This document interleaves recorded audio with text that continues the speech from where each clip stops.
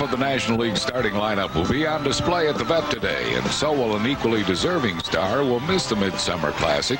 When Bartolo Colon crossed over Leeds, his spot on an all-star roster was essentially crossed off.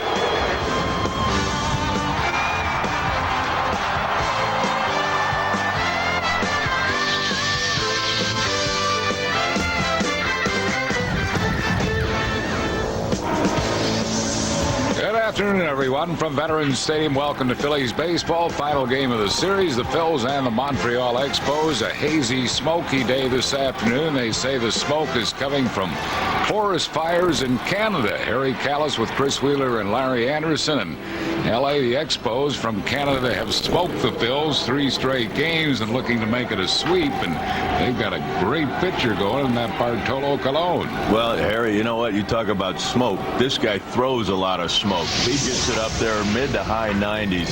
The Phillies saw him earlier in the year.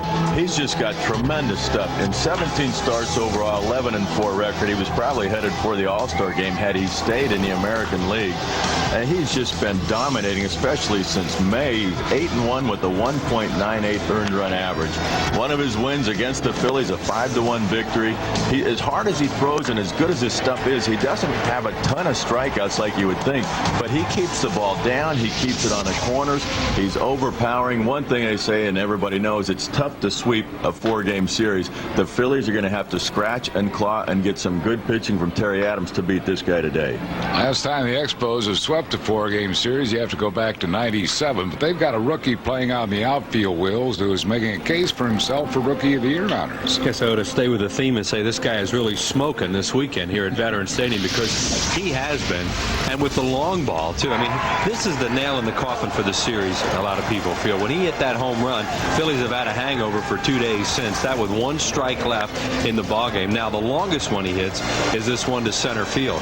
And the Phillies have not given up a leadoff home run all year until last week when Mora hit a couple in Baltimore. Well, now there are 3, as Wilkerson led off the game last night with that home run to right field.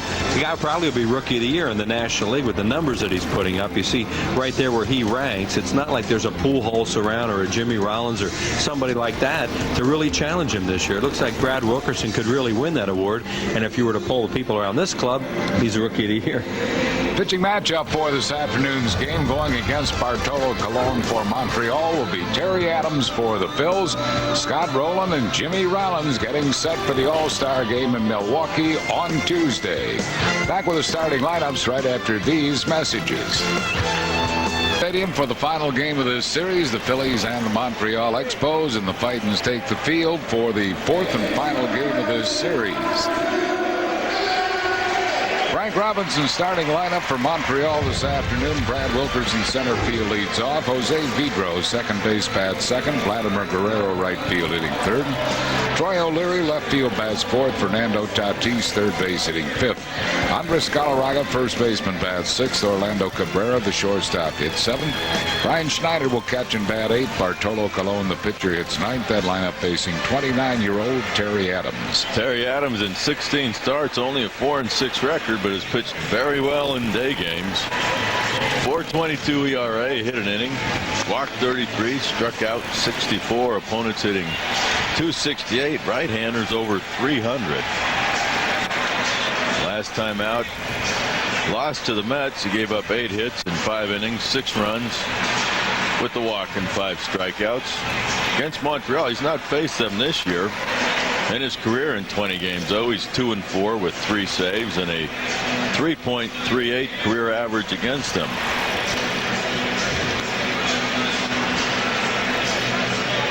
Terry Addams has struggled in the first inning, as a lot of Phillies starters have. Half of his walks have come in the first inning, so he needs to cut down on that. And he's going to have his hands full against this offense and also against Bartolo Colon, because he is a tough customer.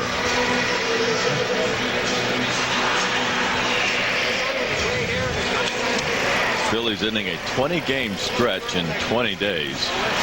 In the 19 games, they're 1 under 500. ERA of just under 5. Their average is way down. They just haven't been getting it done.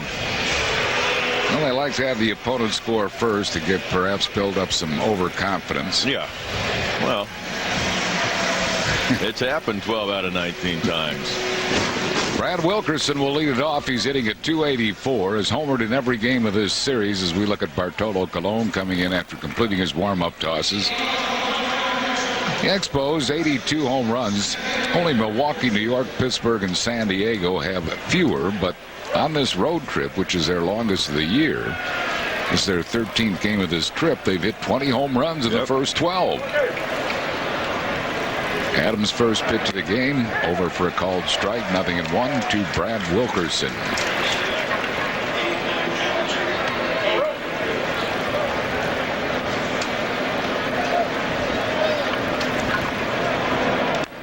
Beats a foul, no balls and 2 strikes.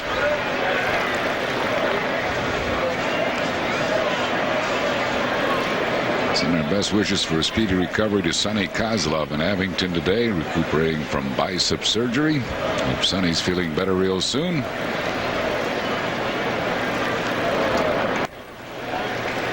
Laid off a high fastball, 1 ball and 2 strikes. I was trying to go up the ladder with him as Lieberthal kind of came up out of his crouch a little bit as Addams was getting ready to deliver the ball, trying to get him to chase up high out of the zone. 2-2. Umpires this afternoon: Paul Emmel behind the plate, Gary Darling at first, Rob Drake at second, and Tim Timmons at third.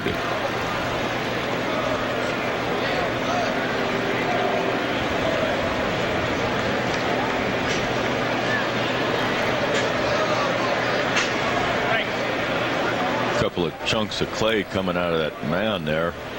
Oh. Calling for the ground crew is Paul Emmel, the plate umpire. When those chunks come out, you land and you get a big piece of clay, and what you don't want to do is end up pitching on your landing foot and hit on the side of one of those holes. As a starter, usually you'll end up making your own hole, but here it's with these chunks of dirt coming out, you can end up hitting on the side. It'll throw you off a bit. So I have to do some ground crew work on the mound here at Veterans Stadium. Well, we just learned that Vicente Padilla has been added to the 2002 All-Star team. Well deserved for the Nicaraguan, 10-5 with a 3.05 ERA. So the Phils will have 3 representatives. Vicente joining Scott Rowland and Jimmy Rollins, who will start on Tuesday night in Milwaukee.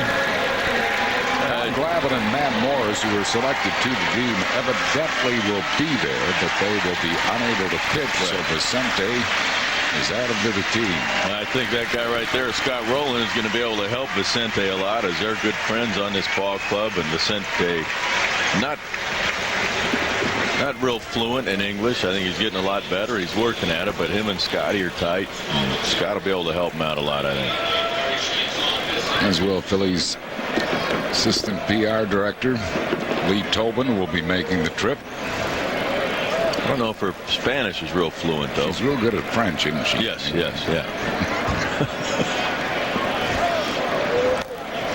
Well, after getting ahead 0-2 to Wilkerson, the count has now gone full.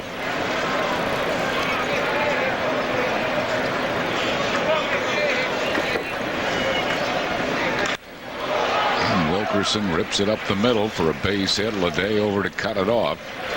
Wilkerson falls, and they had a shot at him, but is able to scramble back to first base. That next turf is a little slick down there. Well, Wilkerson went hard the whole way. He's coming around the bag, and he's looking for 2, and there you see, just feet come out from under him. There's nobody there really to tell Marlin to throw to first, so it's not really anybody's fault. Jimmy Rollins is the cutoff man there, which you don't really need from center field.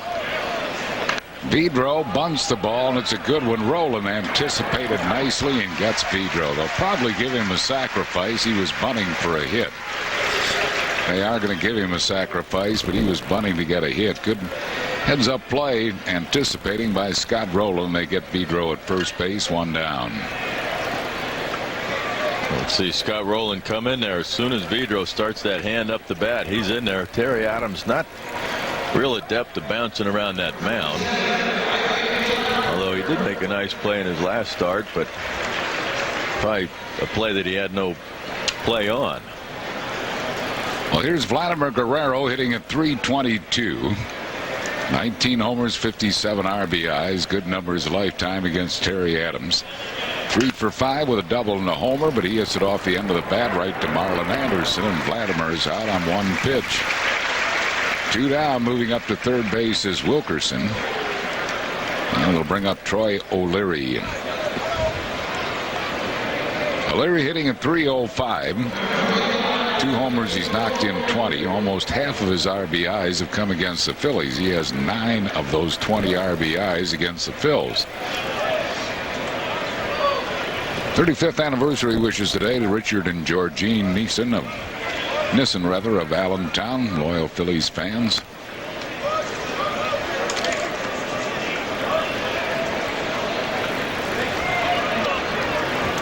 One ball and no strikes to Troy O'Leary. Up high, 2-0.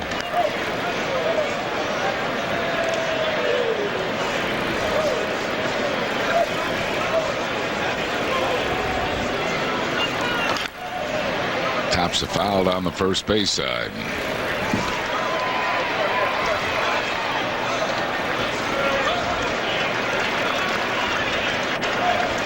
Expos first base coach feeding a souvenir to the fans. Young fan there, Jerry Morales, first base coach for Montreal. 2-2 the count to O'Leary. Montreal picked up a game on Atlanta finally. Atlanta lost one.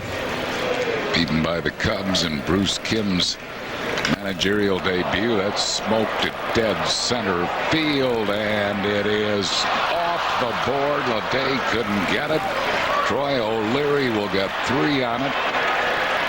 A triple for Troy O'Leary, and Montreal takes a 1-0 lead. Well, a heck of an effort by Ricky Leday as he went hard into that outfield fence, the padded fence right by the 408. A 2-1 count. Terry Addams left the breaking ball up in the zone, middle of the plate. And Ricky goes up there. I think it hits off his glove right next to it, but he's fighting the sun, plus knowing the wall's right there. Tries to pick it up. I think O'Leary probably still would add a triple. 1 strike to Tatis. Tatis hitting at .279, 12 homers. He has knocked in 33.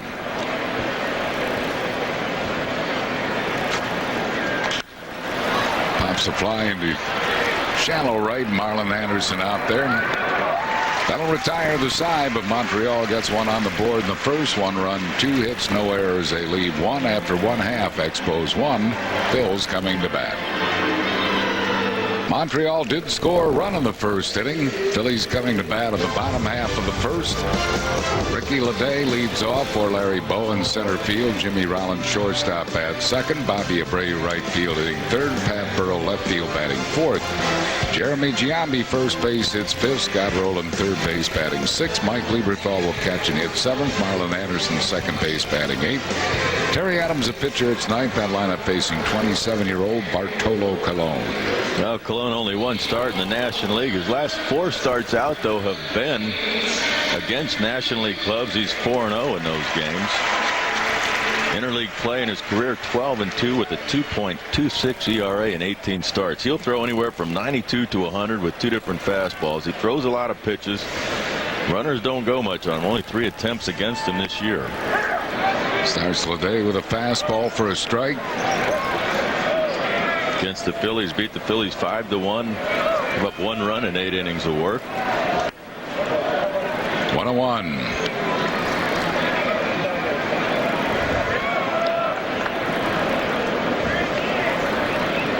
Colon was 10-4 in the American League. Still listed among the league leaders in the American League. And a 2.55 ERA for Cleveland. That would is second best in the American League, behind only Derek Lowe. innings falling behind Leday here, 3-1. Ricky's done a good job at looking at pitches as a leadoff man. Colon, after April, in 11 starts, 8-1 with a 198. Leday greets him with a drive to left field. That's his first ever hit off Bartolo Colon, and Ricky Leday gets a leadoff double. He had been 0 for 7 with 5 strikeouts against Colon, but he gets things going for the Phils here in the bottom of the first. Good way to start it. Ricky Leday, who's done a good job out of that leadoff spot, gets a fastball, just goes the other way. He's ahead in the count, looks for a fastball, gets it, and drills it down that left field line. And Jimmy Rollins will try to move the runner here. Rollins hitting at .263.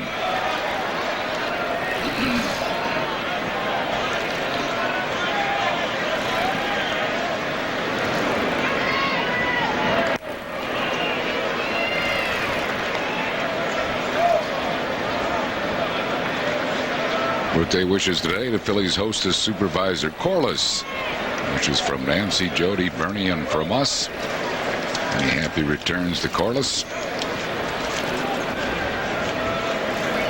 Betty Zeiser, longtime Phillies fan, celebrating a birthday. Wishes from Sister Ann, Rita, Josie, and us, and from family and friends to Betty Zeiser.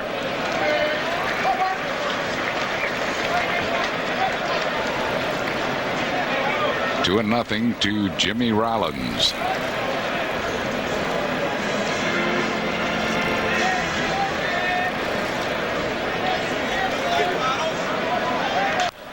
Pops a foul out of play. High fastball he went after there. 2-0 count.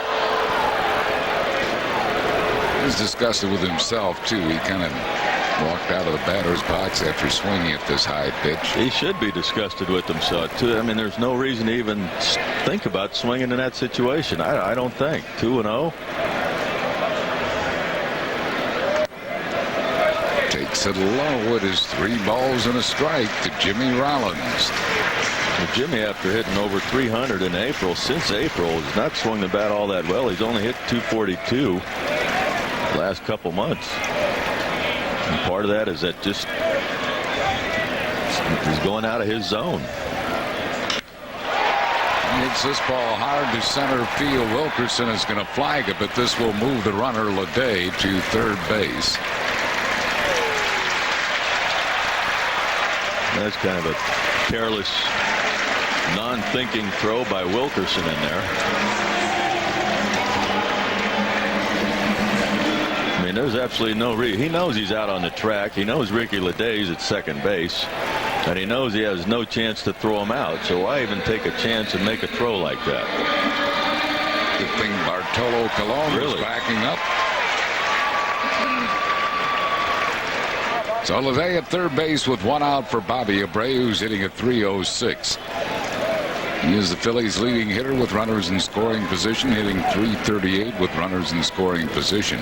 Now you mentioned that, Harry, with Colon backing up. A lot of pitchers on a fly ball like that would just kind of watch that play. Yeah. I mean, it's a smart idea, good job by Colon to get back there. 1 strike to Abreu. Our Pico Energy Power Rankings. Lance Berkman now leads the majors. The Houston Astro has 29. Sammy Sosa with 28. The American League, A-Rod, Alex Rodriguez of Texas, Jim Thome of Cleveland, both have 26.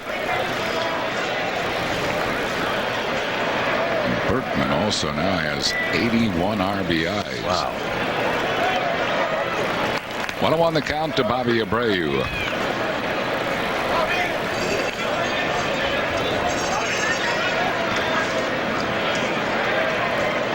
Only 6 first-inning runs and 17 starts for Colon this season. Went off his bat. In and out of the glove of Schneider. So Abreu in the hole, 1 ball and 2 strikes. He comes in with the fastball. Bobby starts and then tries to hold up. He didn't actually swing at it, but the ball caught a piece of his bat. You got the trading cards that they gave out today. Kids going through them.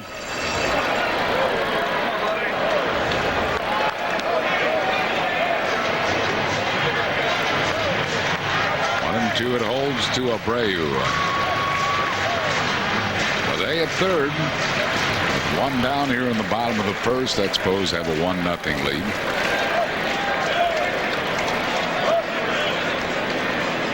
And he's trying to get that one back here in the bottom of the first. Not going to get it back on that one. Abreu chases a high hardman, that fastball at 97. And that's 2 down, and that'll bring up Pat Burrell. Talk about reaching back for a little extra here, and he did. You could just see that delivery. A lot of effort, a lot of force into that. Really uses his legs a lot. Burrell hitting at 280, 21 homers. He has knocked in 62. Fastball is over for a strike. Send get well wishes today to Eileen McDermott, recovering from surgery at Jefferson Hospital. Eileen, the wife of Joe McDermott, supervisor of the host here at Veterans Stadium. Hope Eileen's feeling better real soon. 2 strikes to Burrell. This ball's up even higher than the one Abreu went after. That's tough to catch up to a fastball up there off of this guy.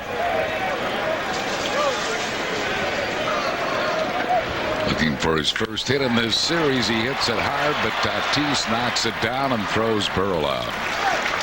So that will retire the side. No runs, 1 hit, no errors, and 1 left. After 1 here at the vet, it's the Montreal Expos 1, the Phils nothing.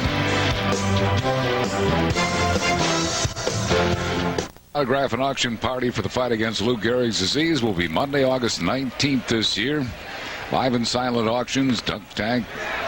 Ozzie Smith and Darren Dalton for your autographs, all for a great cause, the fight against Lou Gehrig's disease. For information, call 215-463-1000. That'll be Monday, August 19th. 0-2 the count to Andres Galarraga.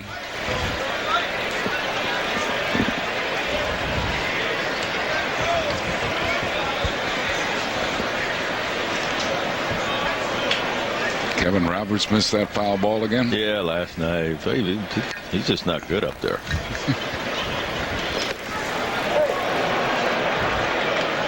Evidently check, no appeal to the first base umpire, Gary Darling. 1 ball and 2 strikes, the big cat. Had a good series here, 4 for 11, a towering bomb last night. Fouls it off. This ball deep into the night. Brandon Duckworth threw that pitch. He just put his head down and knew it.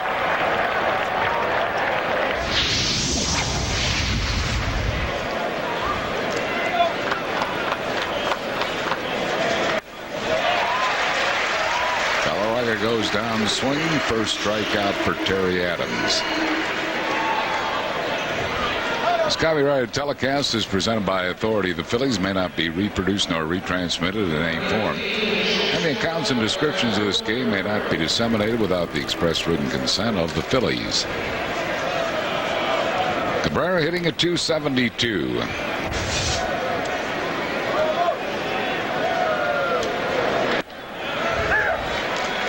Send our best along to Ralph Dickey in Harrisburg. Love from the entire Dickey family and from us. Ralph Dickey in Harrisburg. Bouncing ball chopped up the middle. Jimmy Rollins throws Cabrera out. 2 down. It'll bring up Brian Schneider. Schneider hitting at 229. Northampton High School product. Lehigh Valley Player of the Year in 94 and 95.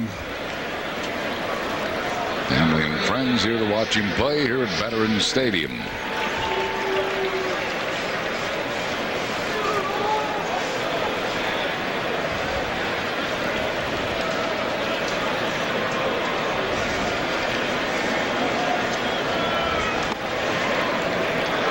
Harold Miller of Fleetwood, Pennsylvania. 82nd birthday wishes from family and from us to Harold Miller. Expos have a 1-0 lead. 1 ball and 1 strike to Brian Schneider.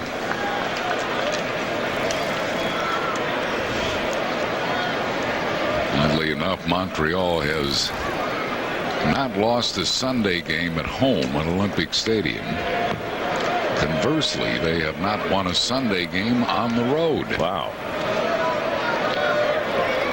They're looking for their first ever 4-game series sweep over the Phillies.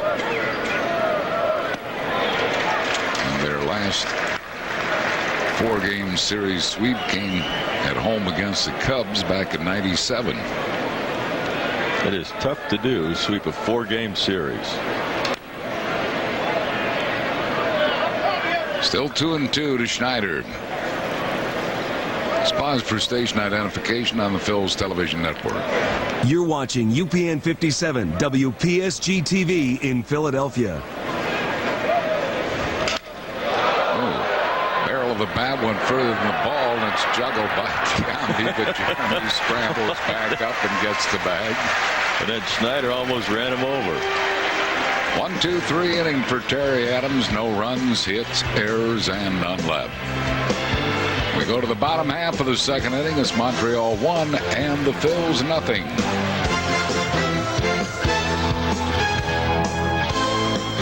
Bartolo Colon ready to work to Jeremy Giambi. Up and in, 1 ball and no strikes. Giambi hitting at .280. 8 homers, 16 RBIs since joining the Phils. His slugging percentage is .667. His on-base percentage is .481. Of course, he doesn't have enough at bats to qualify, but that would be second in both categories in the National League to Barry Bonds. This is that pitch. 1 ball and 2 strikes. Just 1 for 8 lifetime against Bartolo Colon. His only hit off Colon was a home run.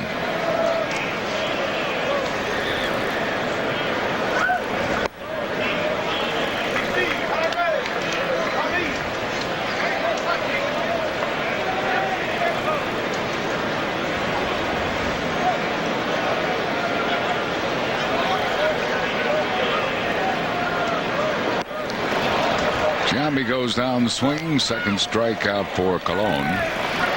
1 down here in the second. Well, we had a chance to talk to Scott Rowland about his All-Star appearance and ask him what he'd do when he walked into that National League All-Star clubhouse. I'm just going to breathe, I think.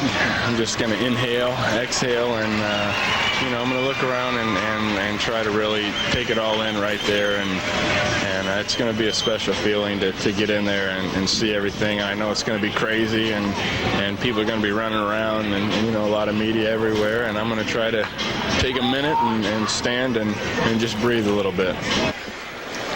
Rowland hitting at .253, 12 homers. He has knocked in 55. Has a 7-game hitting streak coming into this one, hitting .423 in the last 7. I think that's a great idea for Scott Rowland to breathe.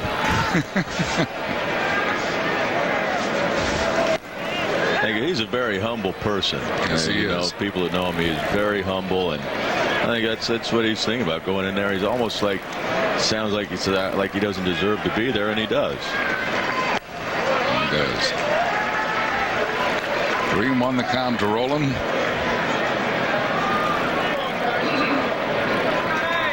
I think Lowell probably has better numbers this year, but you look at the career that Rowland has had, and a lot of the fan balloting, they would respect the fact that he's had a great career, and Rowland thought that was ball 4, and instead it's a full count. Well, that ball's high. A little bit high, you would think. And maybe Paul Emmo's calling the high strike.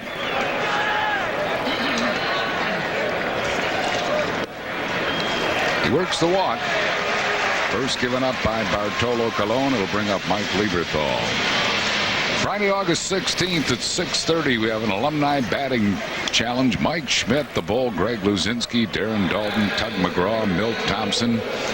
L.A., just a few of the names taking part in this year's batting challenge. A great pregame event before the Phils take on those St. Louis Cardinals. That's Friday, August 16th. Order your tickets 215-463-1000 or online at Phillies.com. Only thing I'd have to do with the home run contest is maybe pitching it.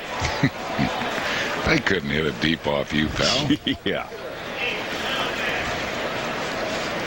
1 ball and no strikes to Lieberthal. Flares it into right field. Will Vlad get it? No, he will not, and it gets by him. Roland, who had to make sure it was not caught, will end up at third, and Mike Lieberthal at second base. And the Phillies have runners at second and third with one out. Take him any way you can get him. Vlad did not get a real good jump on this ball, but he came in hard. And just see, tries to take it from the side and can't come up with it. Like if he just reached out a little farther or dove, he probably would have had it. Scott Rowland thinks he's going to catch it. Now he's got to go back the other way. Lieberthal was right on his tail. Lieberthal will get a looping double to right field. Phillies have runners at second and third, one out for Marlon Anderson. Anderson hitting at .275, batting .365 in day games.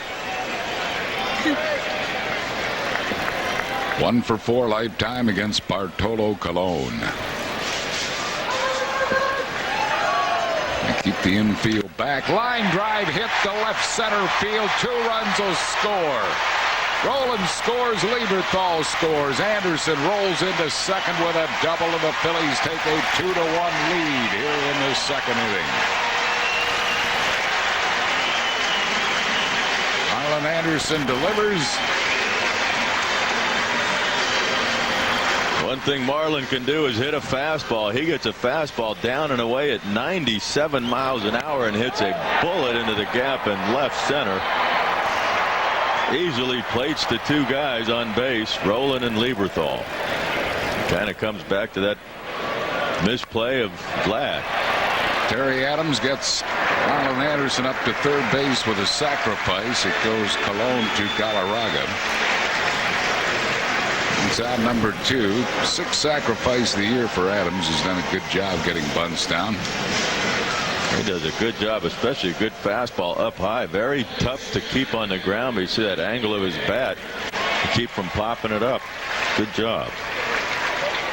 57th anniversary wishes today to Frank and Lee Natali in Philadelphia. Wishes from their children and grandchildren and from us. Ricky LeDay doubled his first time up.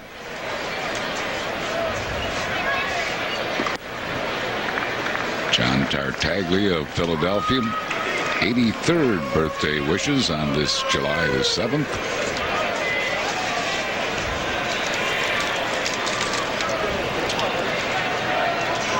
One ball and no strikes to LeDay.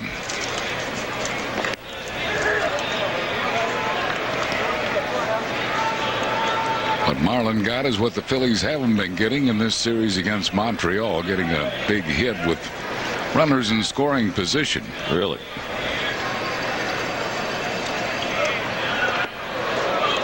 Two balls and a strike.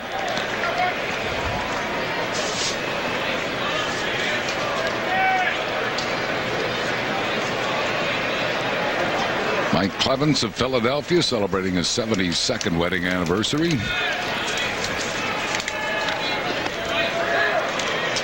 Two and 2 to Ricky LeDay. Phillies have a 2-1 lead.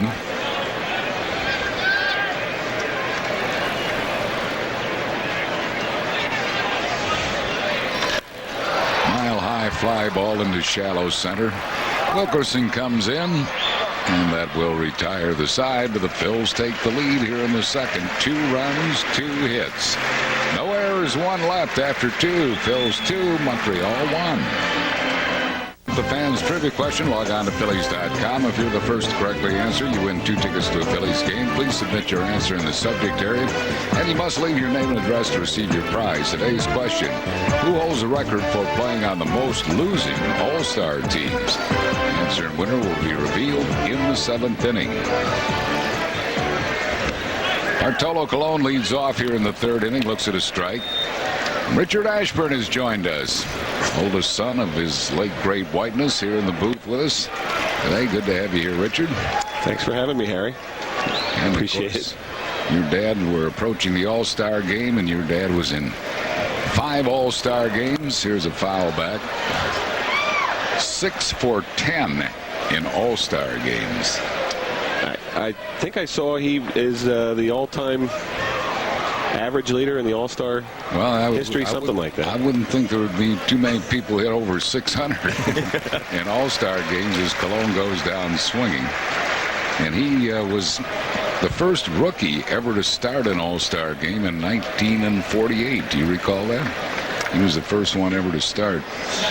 That one I didn't know. Yeah, first rookie ever to start an All-Star game. All he did was go 2 for 4 and steal a base. Typical day. Ho-hum, yeah. It's an average day at work.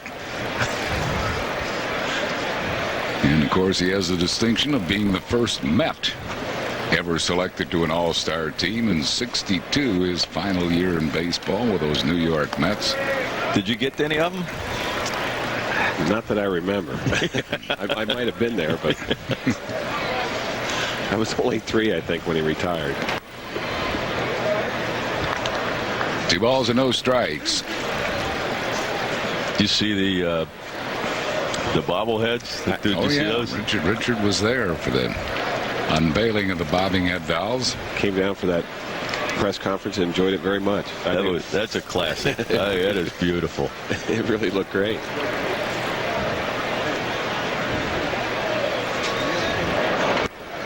So you really didn't get a chance as a kid to watch your dad all that much because you were only 3 when his last year. Yeah, when he retired in '62, I was 3 years old. So there's pictures and stuff of us at the ballparks and when he was with the Cubs and the Mets.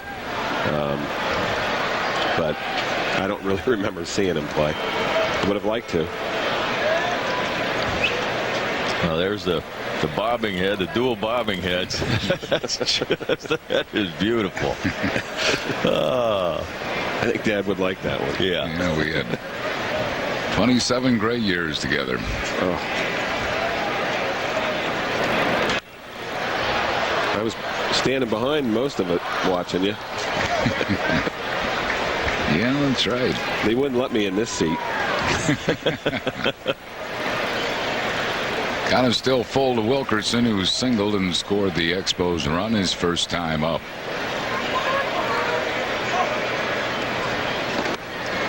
And it's a walk. First walk given up by Terry Addams. Richard, you are now in charge of the Rich Ashburn Foundation charities. Yeah, there's the 3 main people involved are myself, gentleman Rick Meller, who's the baseball coach at Penn Charter, and Ruben Amaro Jr. is also on our board. And between us, somehow we get it done. There's about 15 camps that we do for inner city kids all summer, and between Rick and Ruben, they really do a wonderful job. We have to raise about $50,000 a year to run these camps. Right. They're well instructed, and the kids love them. 1 strike to Jose Vidro. He sacrificed his first time up. They run throughout the summer? Yeah, they're going on right now. They're 4-day camps, half-day camps, a lot of instruction, and we do it for a lot of the rec leagues here in the city and little leagues, and I believe we actually have a waiting list now. Wow. They're really run well, and a lot of credit goes to Rick. He does a lot of work.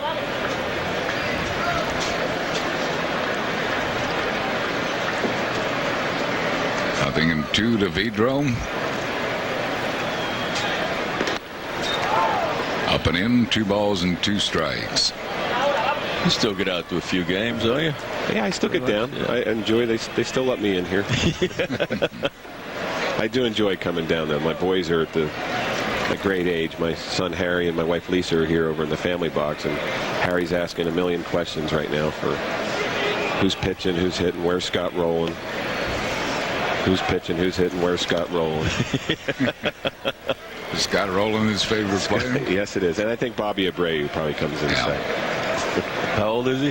Harry just turned 7. Oh, is he playing ball? He just finished T-ball. Wow. And I have a son Taylor who's 12 and just finished 11 and 12-year-old league, the majors they call it. Those guys it's fun to watch that age when they go out. Well, I love it. I'll stop by a park and see kids playing, just kind of sit back, and it's fun to watch. I had a real blast watching my son Taylor this year. I coach Pottsgrove's Legion team, and when I can, I skip out and go watch my son Taylor play. And they had a real good year and went to the finals in that Bob Jones tour. Really? Yeah. 60 teams entered, and Wow. 2 from Coventry both finished in the finals. So it was really fun to watch. Yeah. How did the team that you coached fare? I got a good group of kids. They're young. They fight hard. It's not sounding good, Dave. They're playing as we speak. I have an assistant coach, Randy Schaefer, who's doing that task today. And they do fight hard. We've lost a lot of close games. We're not out of it. We're fighting for a playoff spot. Probably could do better with some better coaching, I would imagine. I was going to say they're probably putting a whooping on them today. They might be. They might be. Well, back-to-back walks here by Terry Addams, and he's digging a hole for himself with a 2-1 lead. Now he's got to get out Vladimir Guerrero. Good news is Vlad can ground into double plays. He's ground into 14 of them. Bad news is he's 3 for 6 lifetime against Terry Addams. And Addams his control problems have been in the first 3 innings. 24 of his, well, actually now 26 of his 35 walks in the first 3 innings.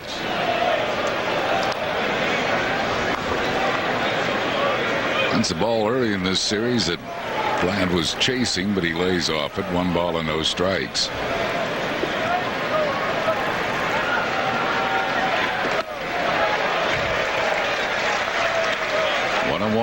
Seen Vladimir Guerrero swing more this series and miss. I mean, even as hard as he swings, but I mean, he'll always foul a ball off. It seems like great plate coverage, as good as anybody will see. But pitchers done well against him this series. Painted the outside corner. 1 ball and 2 strikes.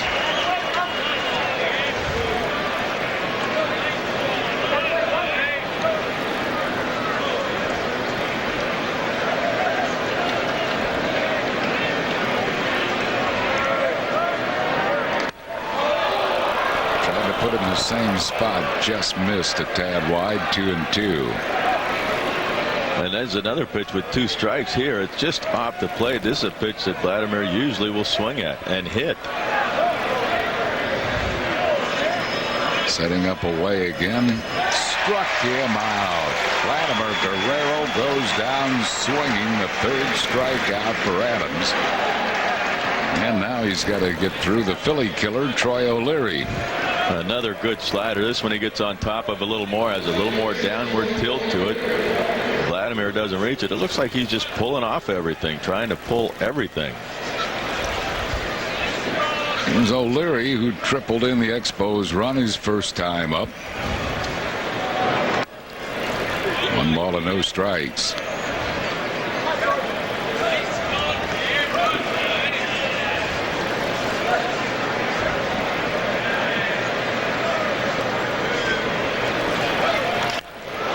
He's going to do it again.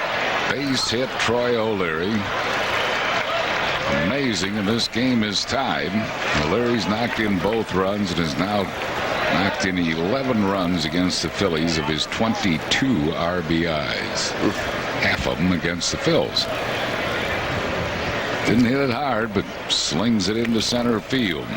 Goes back to the 2 walks, though. He just fights this pitch off on his hands. Loops it into center, but the 2 walks with 1 out, and that sets it up. That's a tough situation when you're facing a pitcher like Colon. Get a 2-run lead. I mean, a 2-1 lead. Turn around and give a run right back. Here's Fernando Tatis, and he fouls it sharply in and out of the Phillies dugout.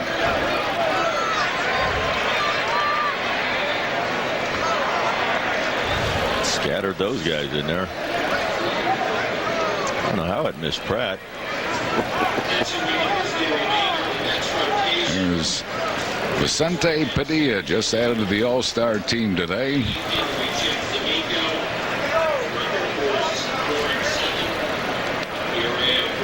One ball and 1 strike to Tatis.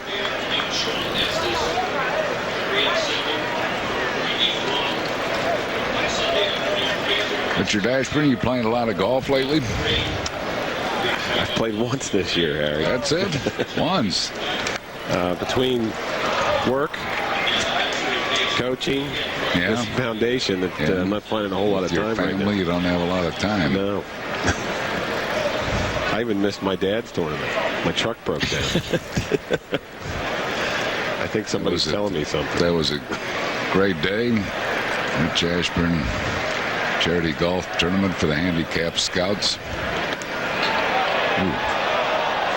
Addams wanted that one, didn't get it. 2 balls and 2 strikes.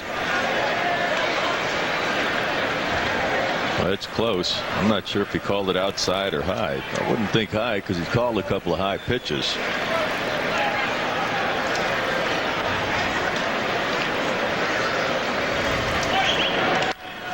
Base hit right field. Expos take the lead. Coming in to score is Vidro. And Tatis puts Montreal in front. His 34th RBI of the year. And they'll bring up Andres Galarraga. Well, Tatis really turning it around here. He gets another high pitch. See where this crosses, right about belt high. Galarraga struck out his first time up.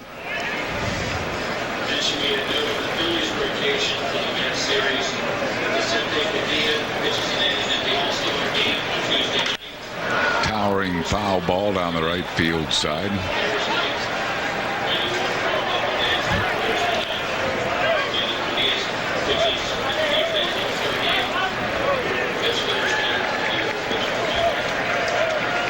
Is your mom Herbie still playing a lot of golf, Richard? Yeah, she's playing quite a bit. I think she gets out there about 3-4 times a week. This is blooped foul, and Giambi puts it away, and that will retire the side, but not before the Expos take the lead. They scored 2 in the inning on 2 hits, along with 2 walks, 2 men left. We go to the bottom of the 3rd, 3-2 Montreal. Phils and the Dodgers and all youngsters 14 and under will get a replica Bobby Abreu home jersey, compliments of Pico Energy. That'll be August 4th at 1:35. Order your tickets by calling 215-463-1000 or online at Phillies.com. Dodgers will be in. Jimmy Rollins now is having some problems with his bat. I'm not sure what. He's not doing the handle, he's doing the barrel. Looks like he might have been told to take some pine tar off the top of it. Rollins flied out to deep center his first time up.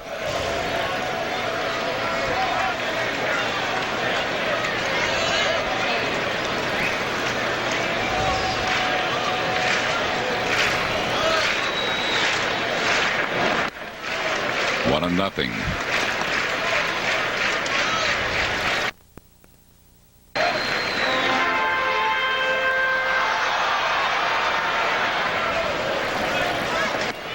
Ted Williams, one of the greatest hitters of all time, passed away on Friday, Richard, and he gave your dad a nickname when played against one another. He called him Putt Putt. I think Dad was pretty fond of that. Well, Ted, there was certainly a nickname out of respect. He said he's got 2 motors. He's got 2 motors in his backside.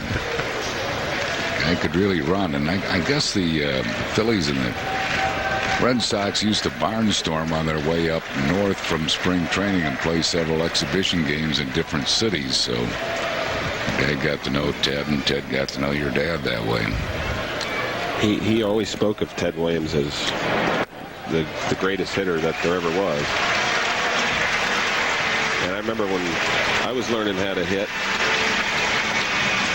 I asked Dad, for a couple pointers, and I said I wanted to hit like him, and he said, "You don't want to hit like me. I'm a singles hitter. You want to hit like this guy," and he was referring to Ted Williams. I never quite reached that. I think most kids would be happy to hit like either of them. Yeah, really. Well, Dad, he didn't want me being a singles hitter. I know he didn't want you being a pitcher. I think it's true. Jimmy Rollins at first, nobody out here in the third.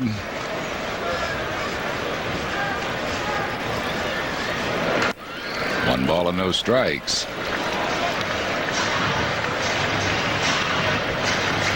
Colon only walked one Atlanta Brave in his other National League start and came over to the Expos, but he's walked 2 here today.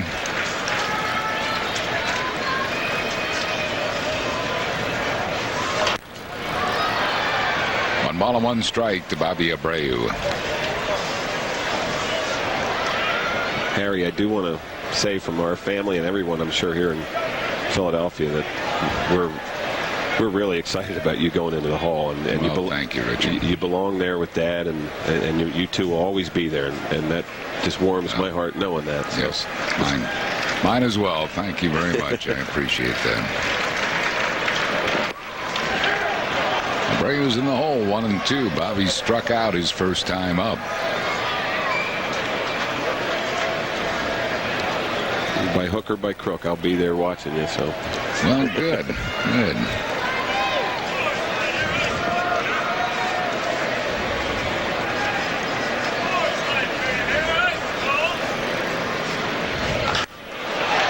well hit to the opposite field, but it's a foul ball. And he gave it a good ride the other way, but foul. And also another member of our broadcast crew, Whitey and I, and Byram Sambai, a previous Ford Frick Award winner, and we had a lot of good times on the golf course as well as the broadcast booth together. I used to drive my brother and I home a lot after a lot of the games, and that was an experience that it's a whole nother story.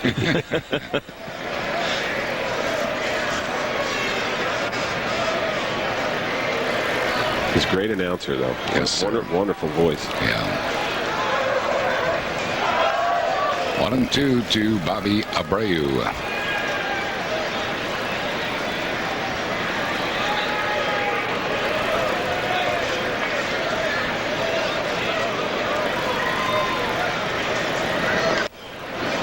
Close. Wow.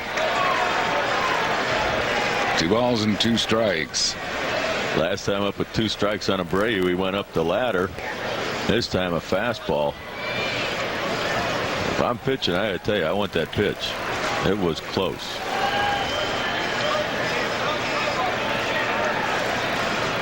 Of course, I'm sure your dad would argue with me on that. That ball's way outside and low. 6 inches outside. He didn't want to give the pitchers anything. I know he used to say they should dig a hole out there for him and let him pitch out of that. Full count. Rollins may go here. He does. And it's fouled out of play. It's still 3-2 to Bobby Abreu. 2 walks so far for Colon, and in his 17 starts this year, only 3 times has he walked more than 2 in a game.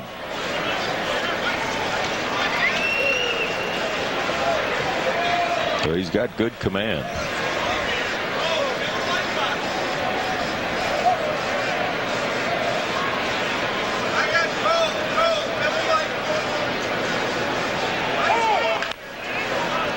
Rollins going again. It's fouled off once again. 70th birthday wishes to Harry Lair of Westchester, longtime Phillies fan, from wife Elaine and from family and from us. Harry, I have a buddy of mine who, it's not only his birthday today, but he just recovered from some surgery. So, John Mastriani, wish him well. Happy birthday. Hope you're feeling better following the surgery.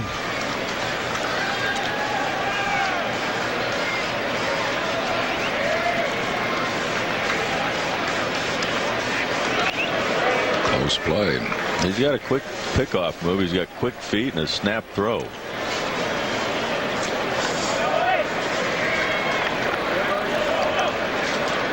Rollins just gets his hand in.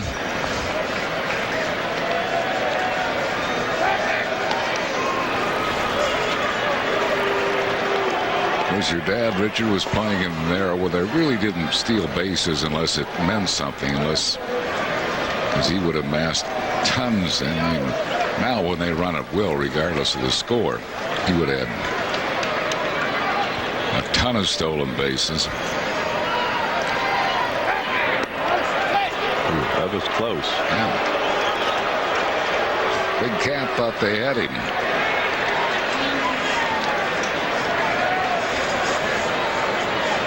Well, if they did get him, it would not bode well. Boy, that is very close.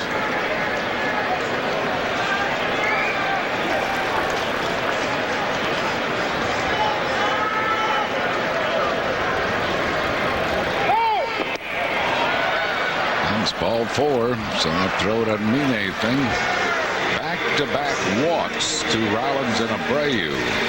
See if the Phillies can make Colon pay for the walks. Addams walked 2 in the top half of this inning, and they both scored. Now Frank Robinson is going to come out. Talk it over with Bartolo Colon. A season-high 4 walks as this breaking ball just misses a bit low. The season-high 4 walks back in April the 23rd against the White Sox. He walked 4. That is his season high. He only done it 1 time. A couple of times he's walked 3. Actually, 3 times now he's walked 3.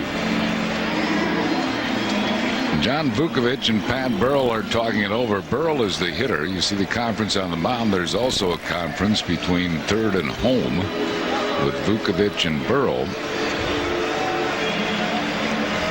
Rather doubt if they would have Burrell bunting. I wouldn't think. It's tough to put a guy in a position that he's not used to. And I'm sure Burrell is not real used to sacrificing. Frank Robinson obviously wanted to have a word with Paul Emmel about that pitch right there. Not arguing, being very careful not to argue balls and strikes. Frank has made the statement that he will not be ejected from a game this year. And he, of course, was the Major League Baseball's policeman, if you will, of fines and that sort of thing for ejections and for getting on umpires. So he does it in a quiet way. Here's Pat Burrell, grounded out his first time up. 1 ball and no strikes. Schneider now out in front of the plate. They are set up at double play depth. Expos lead 3-2. Phil's threatened here in the bottom of the 3rd.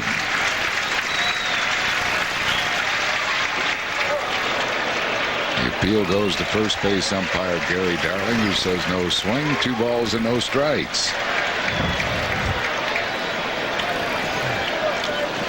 Starts to go, holds up.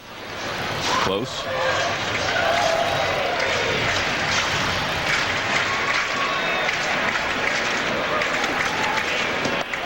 Low, ball 3. Colon is in danger of walking the bases loaded here. You take 1, L.A. How about you take as many as 2? Giambi waiting on deck. If it's in a zone, I'd definitely take 1. But if it's 3-1, if it's exactly in his zone that he's looking, doesn't matter. Really doesn't matter at all. He wasn't close with that one. And he has walked the bases loaded. Well, last night, Montreal pitchers walked 10, and the Phillies really didn't take advantage. You've got a chance here today to take advantage of Bartolo. And he's just missing. Colon is not happy with himself. And the other thing, Dick Pohl, his pitching coach, this is only his 2nd start with him, so he really doesn't have a track record to go by to see what Colon does mechanics wise, if he's doing something wrong. 1 ball and no strikes. Colon wanted that one, as you can see, as he glares in at plate umpire Paul Emmel. Well, Frank is giving it to him now. So is Dick Pohl.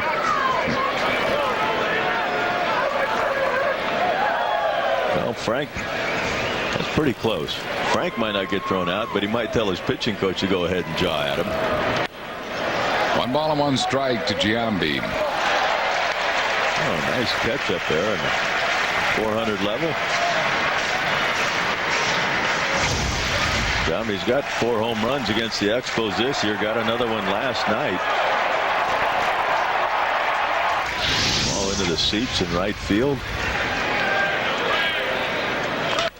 Line drive left right field, caught by Vladimir. Nobody's going to move. It wouldn't have mattered if Jimmy Rollins went back. I mean, the ball's hit on a line. He goes actually halfway, but then goes back to tie. It wouldn't have mattered if he was standing on the bag at the time Vladimir caught that ball, because you cannot run on that arm. Not from that spot. Ball's hit hard. There's nothing you can do about it. Abreu last night with the bases loaded crushes the ball for the third out, and there's just nothing you can do. Jimmy Rollins reads it, goes back, and it doesn't make any difference. Not with Vladimir's arm. Phillies have dropped below the Mendoza line once again with the bases loaded. Scott Rowland walked his first time up. 1-0. 42nd anniversary wishes to Harry and Joanne Reed of Media, Pennsylvania.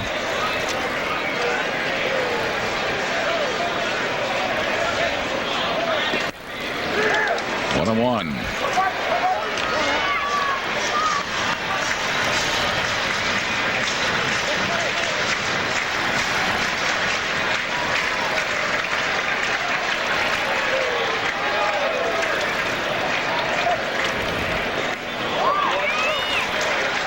Balls and a strike to Rowland.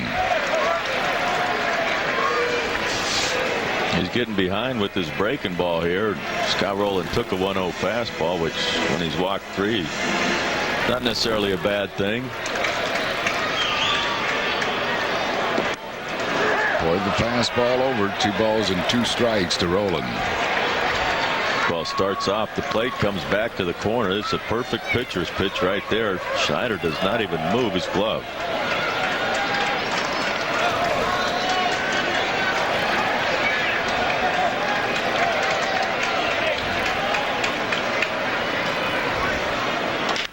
Bouncing ball chopped to shortstop. They might get 2. They do not get 2. And the tying run comes home in the person of Jimmy Rollins. To give Rowland a run batted in his 56th. It's now a 3-3 game. And Rowland goes hard out of the box. A good pitch, a fastball, sinking fastball away. Cabrera does a pretty good job. Vidro is not real good around the bag making that turn. The second baseman a little quicker there might have been able to make the turn and get the double play. Good takeout slide by Pat Burrell. And it brings up Mike Lieberthal. So we're tied at 3.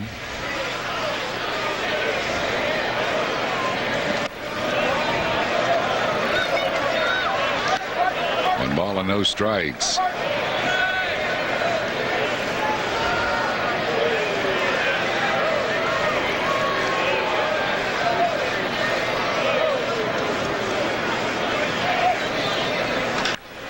Driven to right field. Is it a fair ball? It is a fair ball into the corner.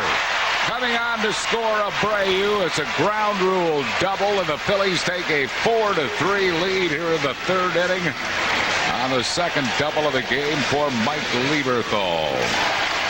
Levy goes up about head high on his fastball, hits it the other way, gets on top of it enough, and keeps it fair right down into the corner. Unfortunately for the Phillies, it bounces out, or Scott Rowland probably would have scored on this. The Phillies have regained the lead, and now Marlon Anderson will be intentionally walked. 2 pitch to Terry Addams here in the 3rd inning. Well, last night Vasquez not throwing like Javier Vasquez usually does, and the Phillies still couldn't get to him. Colon not at his best today.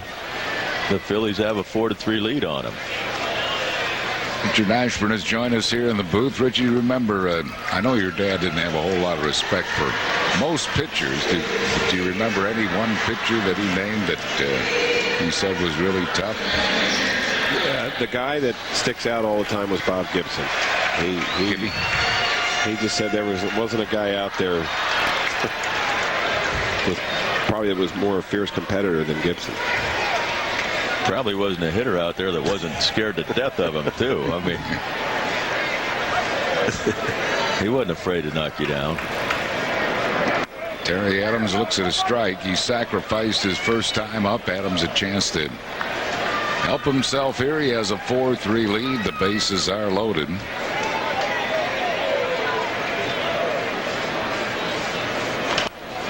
Fouls are backing out of play.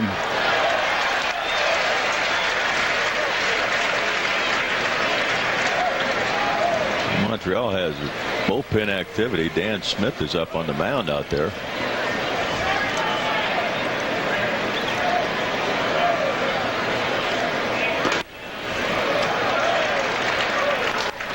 One and two to Terry Addams.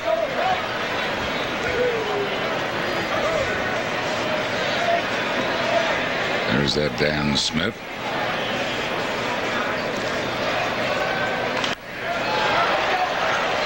.74 pitches now for Bartolo Colon. Jack O'Rourke out there that missed that one. Well, I think it was Henry Clay. Was right where Skip Memory Lane Clayton usually sits. It's usually where he's at when he drops him, right? Yeah. Addams must have thought that Clayton was here, because most hitters will try to foul it in the range of Clayton, knowing that he'll drop it into the crowd. Richard's wife Lisa has joined us, and Harry is here in the booth. Richard Ashburn.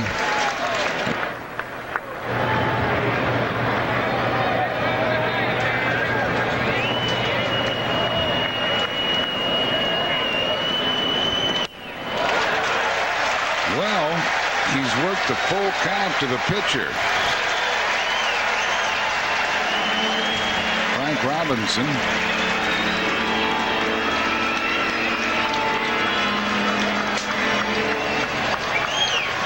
Dick Pohl concerned about walked him, forcing in a run. Wow. The sixth walk surrendered by Bartolo Colon.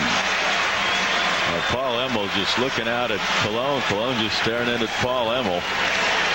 Well, Frank Robinson said he wouldn't get thrown out of a game, but he's being tested right now by Paul Emmel. That ball's down. Low. That's low, yeah. So the Phillies now lead at 5-3. I was going to get on Richard Ashburn for giving up 2 runs in the top of the inning, but you're forgiving. Can't really do much now. Come back with 3 for the Phils. Ricky Leday has doubled and flied out. I think that's right. My dad didn't trust pitchers.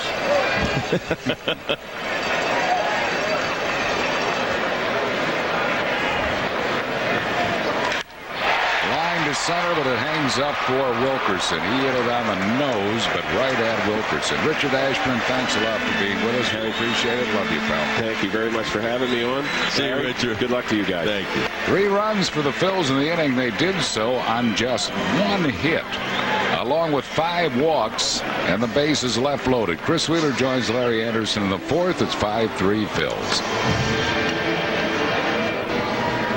5-3 right now in favor of the Phillies, as Bartolo Colon's had all kinds of problems. Time now for today's Citizens Bank. Not your typical fan. Each game will scan the crowd, find a fan or fans who set themselves apart from the rest. Dollar Doctor. They're counting up what they're doing a pretty good job. And it's early. It's That's just great. the 4th inning. How many are doing? How many guys are there eating all those dogs?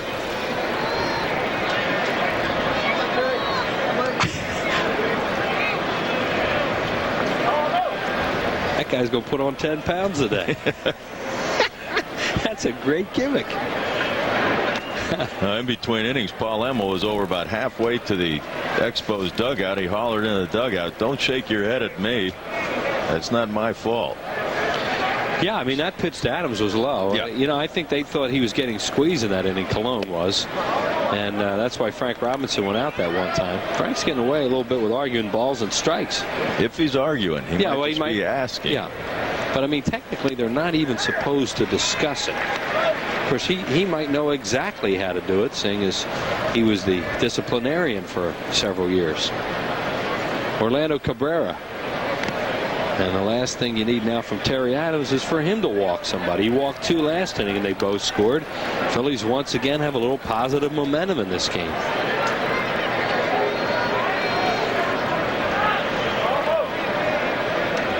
Phillies scored those runs with 1 hit, but they hit 2 rockets in that inning. Yep.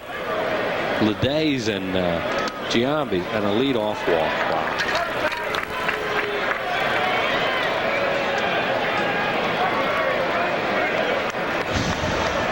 Live your Major League Fantasy. Join Phillies legends Larry Anderson, John Kruk, Mitch Williams, Dallas Green, Greg Luzinski, many more for the ultimate baseball trip. That'll be January the 29th, February the 2nd of next year, and that'll be in Clearwater, Florida. Great accommodations. You get your own Phil's uniform. It is a wonderful time. 610-520-3400. Make that call right now and get reservations. 610-520-3400. Vern Rule, a quick trip to the mound, because you just can't think you can take a lead and keep giving it back and win, and the Phillies have proved that this weekend.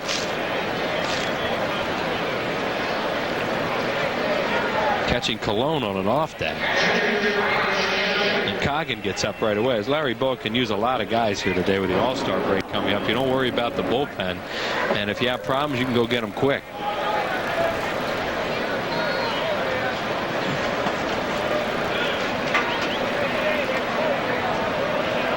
Schneider takes high, ball 1. He grounded out his first time up. Colon due to bat next, and he is out there in the on-deck circle. Nothing new to Colon to throw a lot of pitches. He led the majors in pitches thrown last year. 41 pitches last inning, though, on a warm day.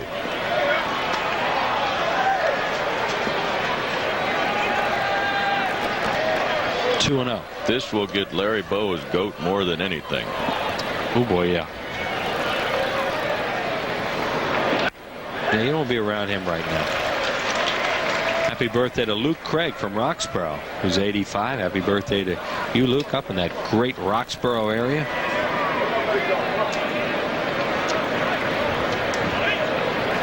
Two and 1. Swing and a miss. 2 balls and 2 strikes. And a happy 89th birthday to Marie LaCourte from Cedarbrook, New Jersey. Number 89 today. Happy birthday, Marie. Here's the 2-2. Fouled away.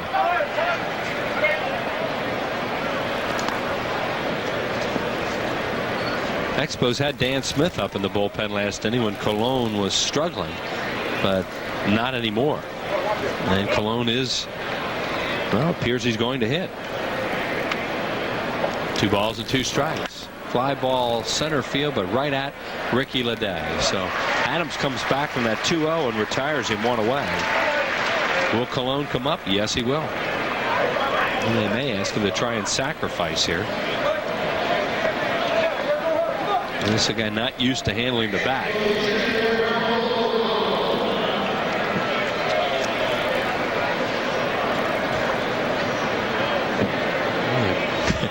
Guy working his binoculars.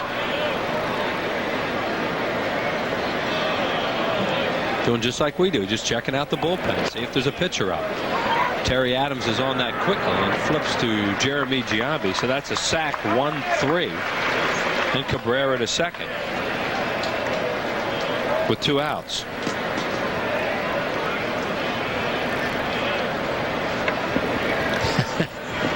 Look just like looking up here, and it keeps on growing, huh?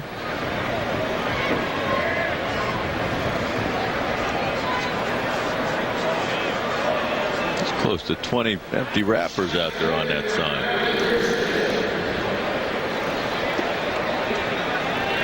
Guys aren't going to need dinner. 23 is what I counted. One guy's losing his drawers there. Make that 24.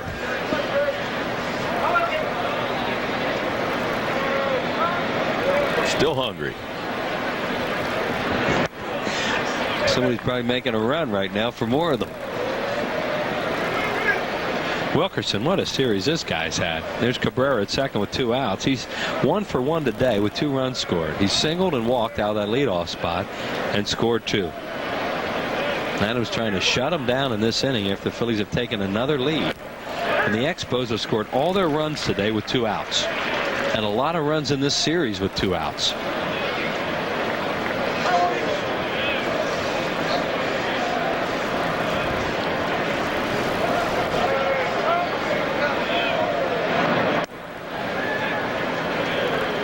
Two and 1.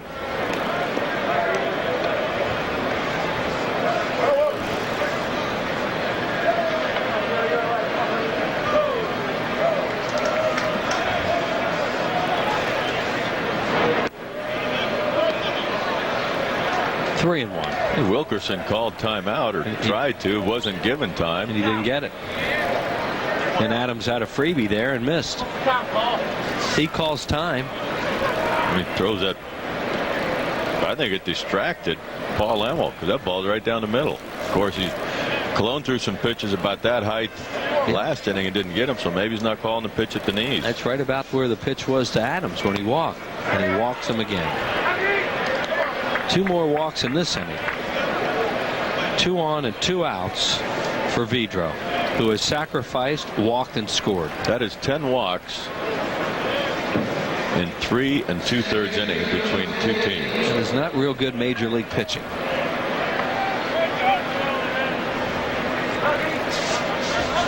.75 pitches for Terry Addams now.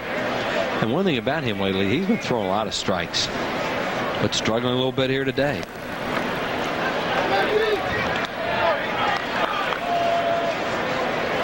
Back and forth this game has gone with lead changes, and as Andy mentioned, we're only in the 4th inning. Phillies have battled back to lead by 2 again.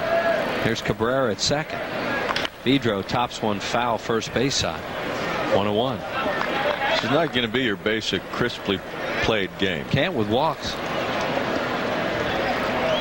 I can't think of anything that takes the tempo away from a game more than bases on balls.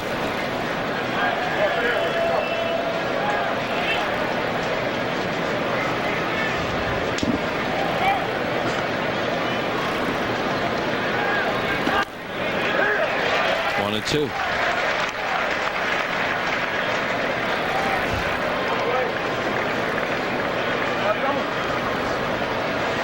Lieberthal setting inside.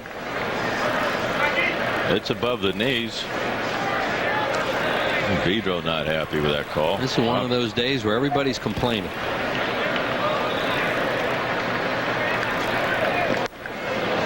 Two and 2. Let's pause for station identification. Phillies Television Network. You're watching UPN 57 WPSG TV in Philadelphia.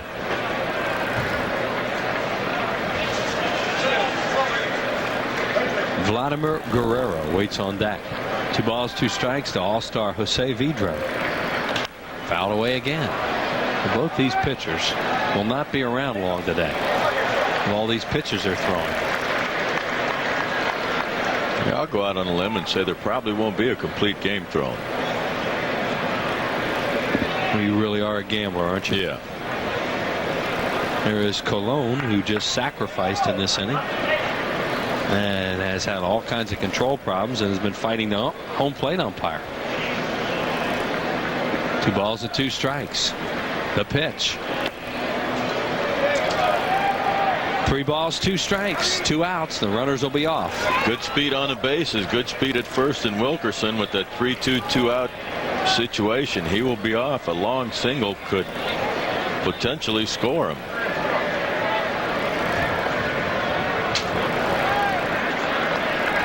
There they go.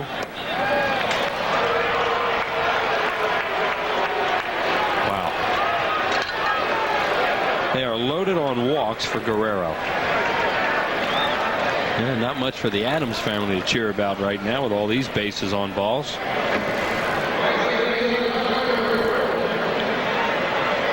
Colon loaded him last inning.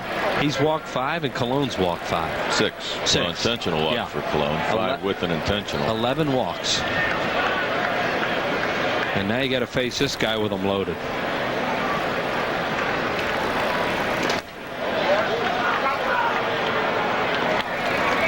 Vladimir today is grounded out and struck out.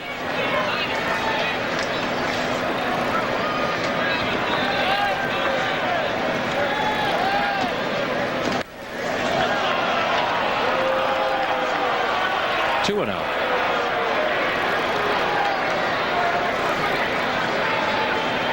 Not a great spot to be in right now. 2-0 to Guerrero with the bases loaded. The pitch. Oh man, that thing is hit so hard. Nope, it's cut off by Ricky Leday. The game will be tied. But standing at third is Vidro, and all the walks on both sides keep scoring, and it's 5-5. And Vidro almost got Addams with that, and Larry Bowa's seen enough. Not gonna be all right. I mean, Guerrero almost got him with it. What a bullet that was! Wow. Couldn't believe that Leday could cut it off. Oh, break him. Oh, boy, I tell you what, right back at Addams, and that was right at his squash. He ducks under it, fortunately, because that would have caused some damage. So on a day when the Phillies get Addams some runs, which didn't happen a whole lot this year, he struggles with his command and is gone. And David Coggin will come on.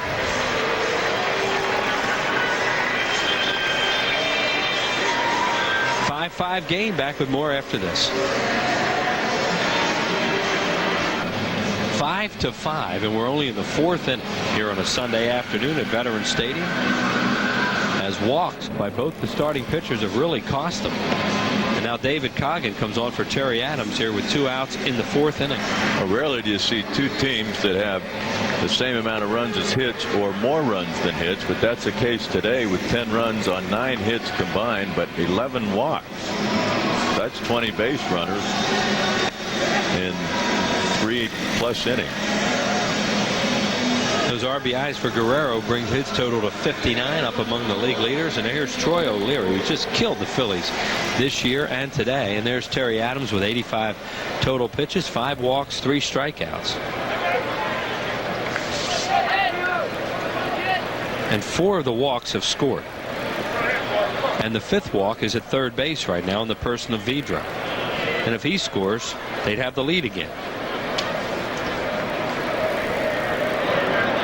Breaking ball from Coggin, low, ball 1. Coggin was in the game on Friday night, pitched 2 scoreless innings, a walk, and 3 strikeouts.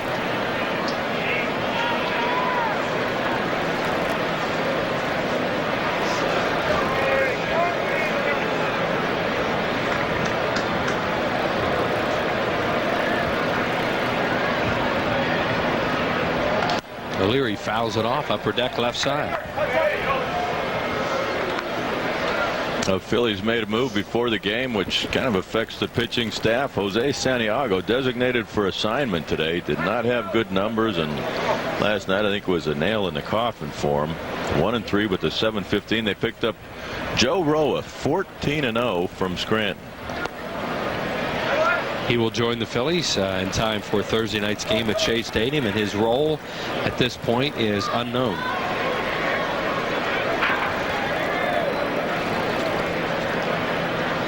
He was in spring training with the Marlins this year, was Roa. And they released him right at the end of spring training. The Phillies signed him as a 6-year minor league free agent and sent him to Scranton Wilkes-Barre, and that's where he's been all year.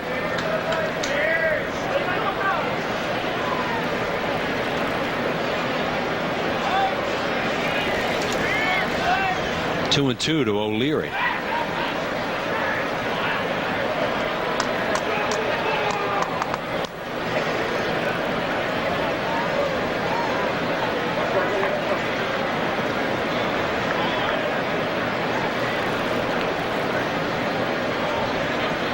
Got it. Got him with a breaking ball. So David Coggin comes in and gets the inning over. Expos get 2 runs on a hit, and they leave 2 on base. We're tied at 5. There's a sign for Scott Rowland. Will be headed to Milwaukee after the game, to the All-Star game, along with Jimmy Rollins, and of course now Vicente Padilla, added right before the game. The little guy getting toweled off. And Colon, who's been all over the place today, but amazingly is still in the game and tied at 5. as we go to the fourth. He hasn't had a lot of command. The first inning, he threw 18 pitches in the first inning, all fastballs. He did, didn't he? I was thinking he hadn't thrown many breaking balls. And now he comes right out and throws a high strike there, and that little guy having some fun. And Jimmy Rollins takes a walk. So Emil is calling the ball up, but not down. Boy, that is very high. Now that's way too high. But I don't know. 1-1. Now he chases one up, and he's going to foul out near the stands. No, that's where he's calling the strike. I don't like to see Jimmy swing at high pitches, but he just called a strike right there.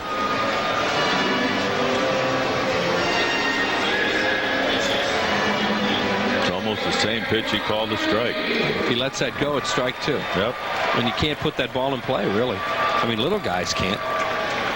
Big guys have enough trouble. Abreu, the batter, has struck out, walked, and scored.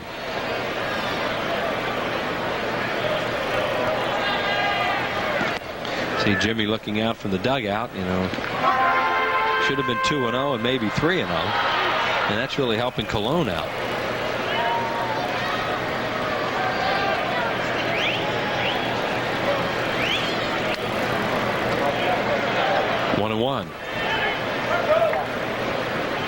Colon trying to settle down as we have a new ball game here at 5-5 as the leads have changed hands several times today.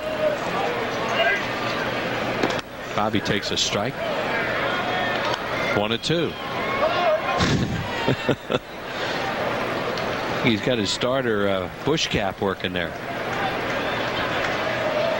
He don't care about the walks. He's getting lunch. A little Rita's water ice there, maybe.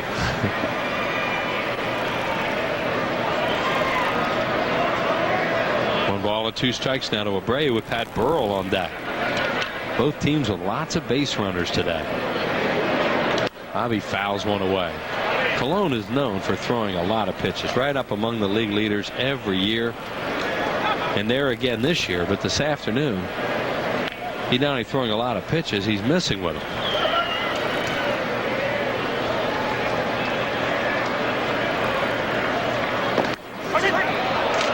Was right there, a strike 3 call, 2 outs.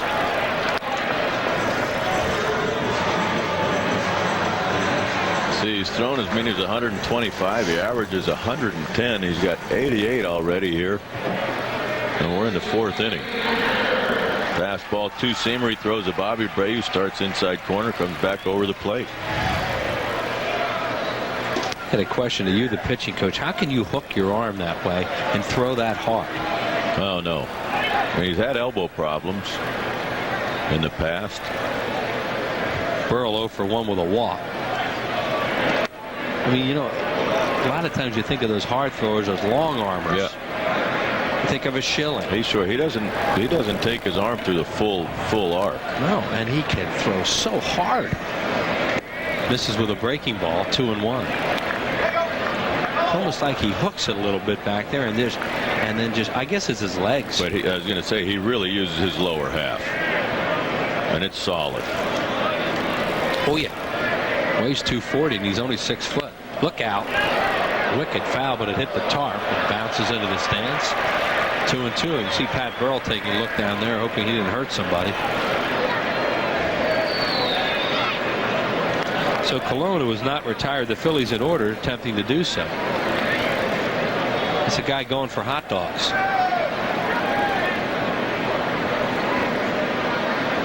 Hey. Struck him out on a breaking ball. This is what you worry about, that Colon can settle down now. No runs, no hits, no errors, and nobody left on base. We're tied at 5.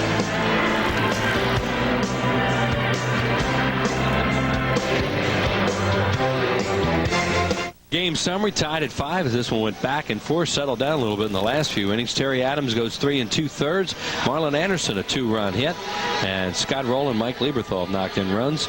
Colon also had control problems this afternoon, walking 7, 1 intentional. Troy O'Leary continues his hot hitting in this series. Fernando Tatis has an RBI hit.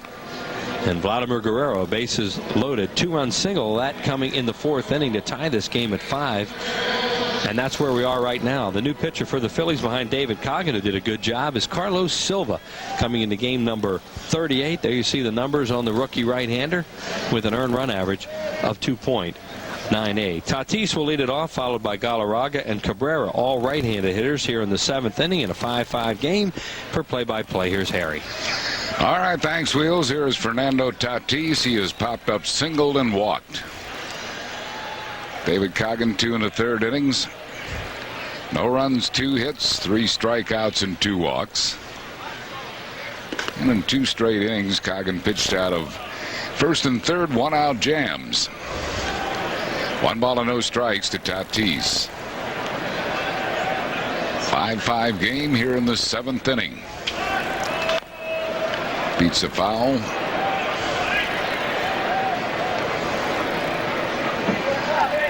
One ball and 1 strike.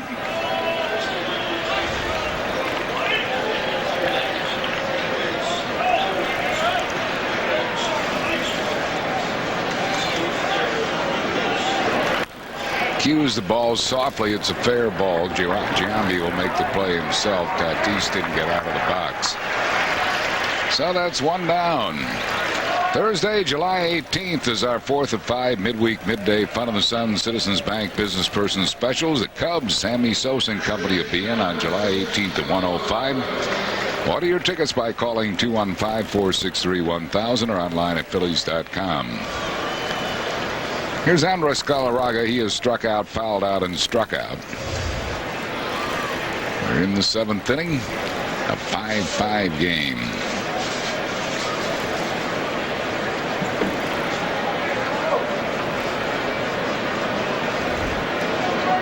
Big Cat takes one high, 1 ball and no strikes.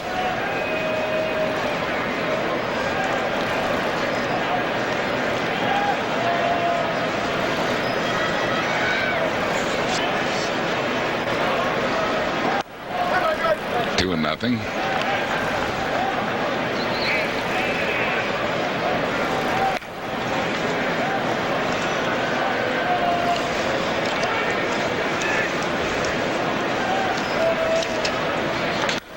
Fouls it out of play. 2 balls and a strike.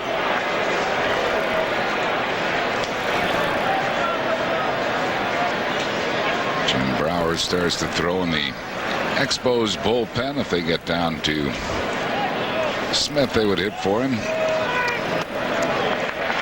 2-2. Phils will be conducting a tryout camp in Reading on Tuesday at Reading Municipal Stadium. Registration 9:30. The camp will start at 10 for players 15 to 22.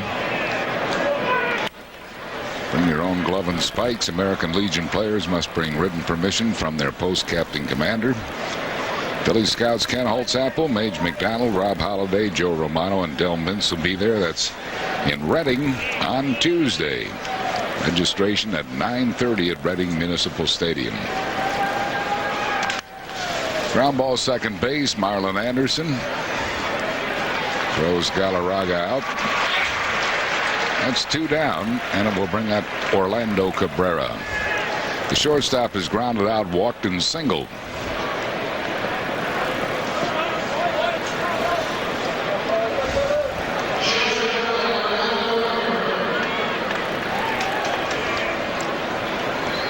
The way this series has gone now is when you have to worry.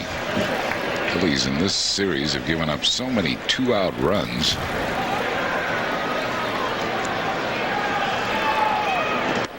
One strike to Cabrera.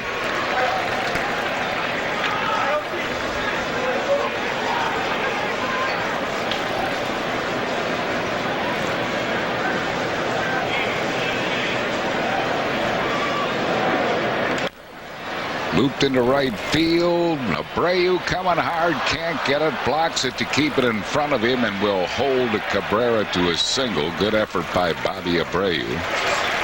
And Orlando Cabrera has a looping single to right. And that'll bring on Brian Schneider.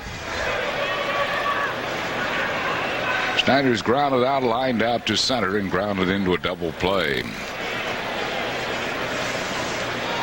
There's Bobby challenging the ball and just couldn't get it, but he did a good job keeping it in front of him and at his side to hold Cabrera to a single. And here is Schneider.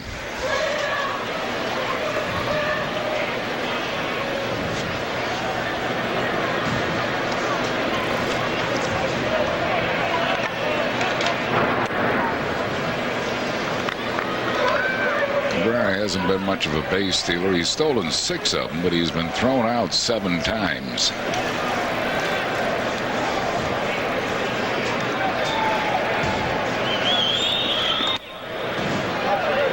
Just a tad high. 1 ball and no strikes to Schneider.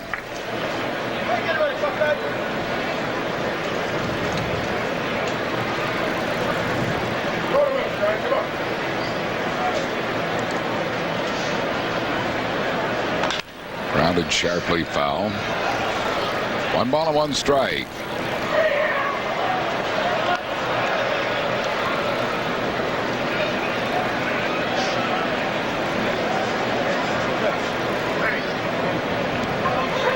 One final inning. Atlanta's beating the Cubs 2-0. Greg Maddox won it.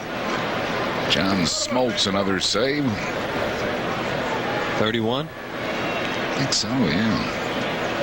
He and Gagne are going back and forth for that league lead in saves. And look where their teams are. And Gagne is 32. That was Smoltz 31st. Yep.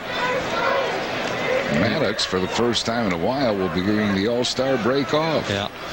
He's been banged up a little bit this year. Yeah. And Glavine gets it off because he came up with an injury and can't make it. Drilled to deep right field over the head of Abreu. Bobby plays it off the wall to Marlon Anderson. Being waved around is Cabrera. Throw to the plate. Safe at home plate. An RBI double Schneider, and Montreal has taken a 6-5 lead. That was good aggressive base running, and I think the throw short hopped Mike Lieberthal just enough that he had to go get it and then come back. And we'll see on the replay. Big high hop. Now he hits Marlon. Now Marlon's throw, yep, it short hops him. So, you know, he has to concentrate on catching the ball first. And now he's out in front of the plate. He gives him the whole plate to slide at because he's out there catching the ball. He goes around him because the plate's not blocked and scores. And that's because the throw was a little bit of a short hop. And we'll bring on Will Cordero. And yet another 2-out run. How many 2-out runs have the Phillies given? 15 of the Expos runs and scored in this series have been 2-out runs. And what's their record in the series right now? That's how you win games. Wow. Here's Cordero batting for the pitcher Smith. I mean, 2 outs and nobody on base again, too. That's happened a lot. 6 of them the other night with 2 outs and nobody on base. Now 1 here.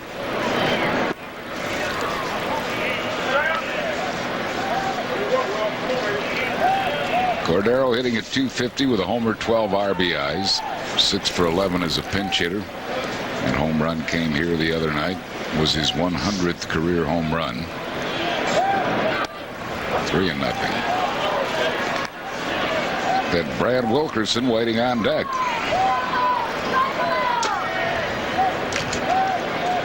There's Mercado up again. He was up earlier.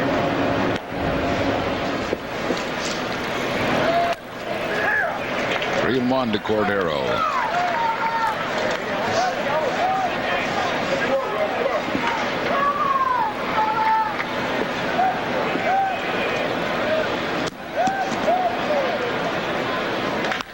Long drive. Watch that, baby. That is way out of here. Tremendous home run. Will Cordero, only his 2nd of the year, both coming in this series. Yeah, and just like the other night, with 2 outs and nobody on base, he winds up with an upper tank home run. With a pinch hit home run. This series has just been brutal. There's a young fan. He didn't think he'd catch a ball up in that area. Upstairs again for Cordero. 2 home runs this season, and both in the upper deck here at the Vet. Here it is from Carlos. It's a high sinker, and he just kills it. First row of the upper deck.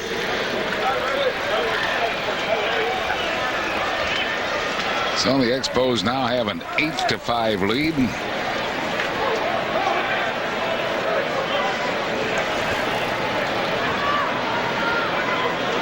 batter will be Wilkerson, who's been on all 4 times that he's been up. You know how hard it is to sweep a 4-game series on the road? Really? And unless the Phillies throw some runs at the Expos, they're going to do it. And that's really hard to do. Well, that was a little message there. That's all for Wilkerson. Relax. Relax. And now here comes a warning.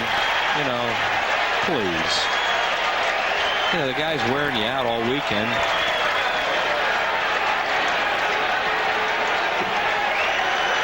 I guess he thought it was a little bit high for a warning. I mean, for a brushback. There's a lot of frustration down there right now.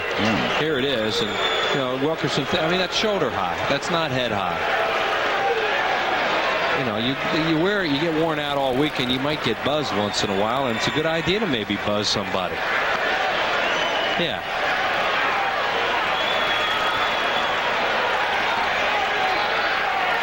One ball and no strikes to Wilkerson. Got that one over, 1-1. But then Emmel jumped out in front of home plate and gave the warnings right after that.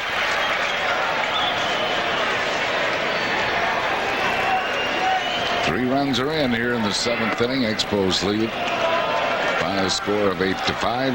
There's Cordero and Tatis. They're having a lot of fun this weekend.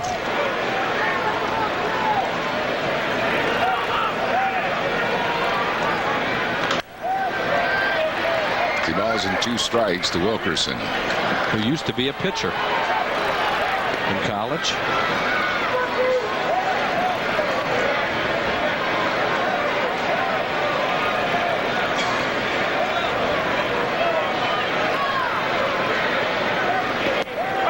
All 3rd strikes struck him out. That'll end the inning. But Expos score 3 in the inning on 3 hits, including a pinch homer by Will Cordero. No errors and none left. Stretch time, we go to the bottom of the 7th. Montreal 8 and the Phillies 5. Our Dodge Stump the Fans trivia quiz this afternoon. Who holds the record for playing on the most losing All-Star teams? That would be that Brooks Robinson. 15 of them. The first Phillies fan with a correct response was Bill Kulik of Bensalem, Pennsylvania. Congratulations, Bill. You're the winner of 2 tickets for the upcoming Phillies game. Thanks for playing Dodge Stump the Fans. Jim Brower is the new pitcher coming on for Montreal here in the bottom of the 7th. Coming in for Dan Smith. Brower appearing in his 32nd game. He's won 3, lost 1, a 4.27 ERA. 52 2/3 innings, 52 hits, 25 earned runs. He has struck out 38 while walking 21. Opponents hitting .261 against him. In the game last night, 2/3 of an inning, a hit, a run, 3 walks, and 2 strikeouts. So he had a very eventful appearance last night. They bring him right back again today.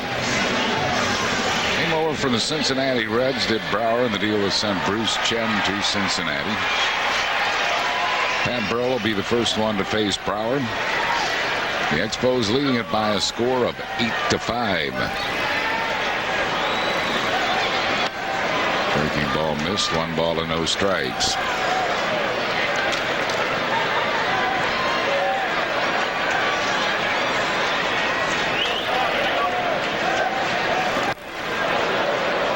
Big swing and a miss at the fastball. 1-1.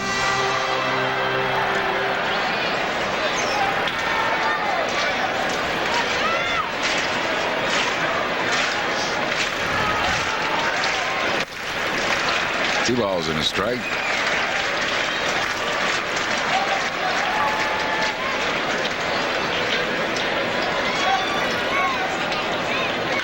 Long drive. Watch this baby way out of here.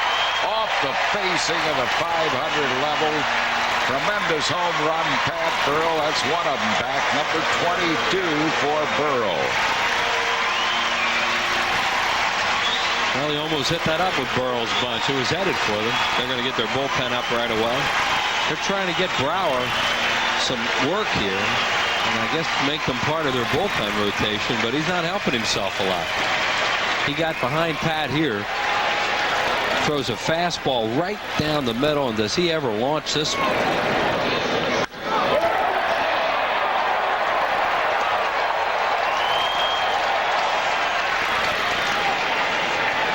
Most homers at the All-Star break since Michael Jack. Had 31 of them in 1979.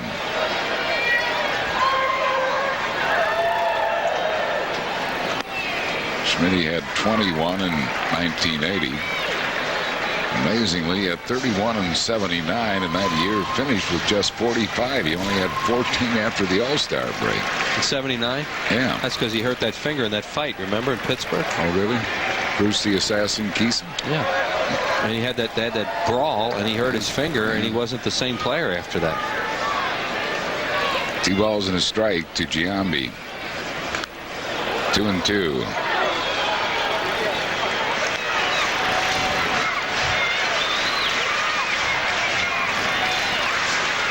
Two and two to Jeremy Giambi, who was struck out, lined out, and walked. It's an 8-6 game now. There's a base hit to left field. So Giambi is at first base for Scott Rowland. And they're going to get some guys up now out in the bullpen. As we mentioned, looks like they're just trying to get Brower into some games. There's Eischen again, who's a workhorse. Phillies have not had a whole lot of luck when they start using Eischen and Stewart and Tucker and those guys. Jerry Morales moving the outfielders around. Rowland has walked, grounded into a fielder's choice and lined out. He has knocked in a run and scored 2.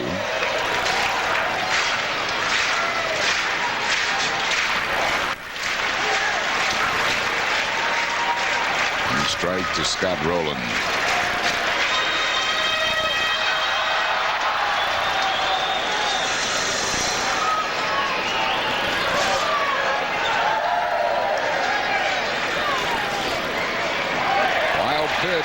Move Giambi up to second base, take away a ground ball double play possibility.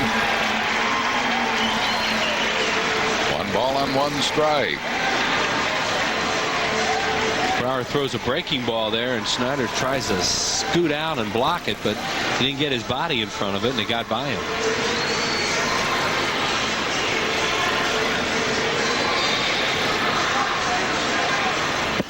And Jeff Weaver, Jeff Silver from the Detroit Tigers, got a start at Yankee Stadium today. He gave up 6 runs in 6 innings, but still got the win. His mates got 10 for him. Yankees win 10-6. Frank checking out his card. Matchups.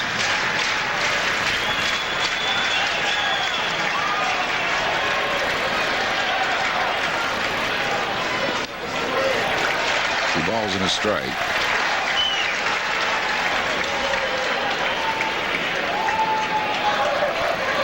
Well, Cormier up in the Phillies bullpen.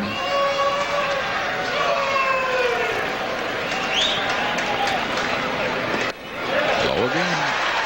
3 balls and a strike.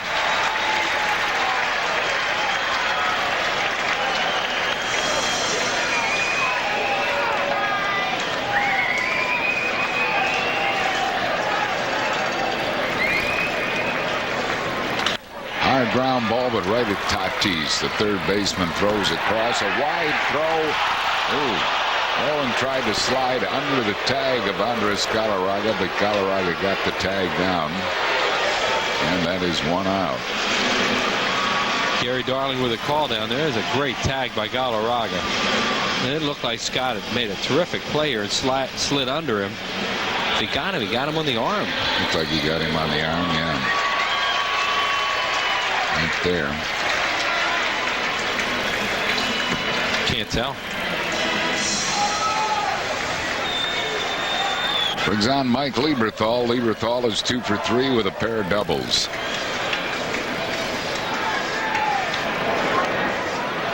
Blocked by Schneider. Phillies with that run to second, that runner at second base, and nobody out. Yeah, you need to make this a 1-run game. How many times have we been through this weekend? Trying to get to 1 run and then hang on.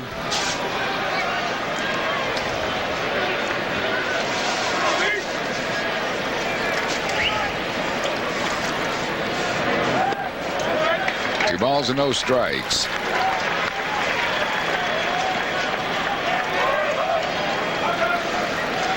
Here's Eischen, who's ready. What he's doing, he's checking the charts of who the Phillies have on the bench, who he might face when he comes in, if he comes in. Well, he would. Where that pitch was, it looked like it was low. He called it a strike. This guy's just all over the place today. High, low.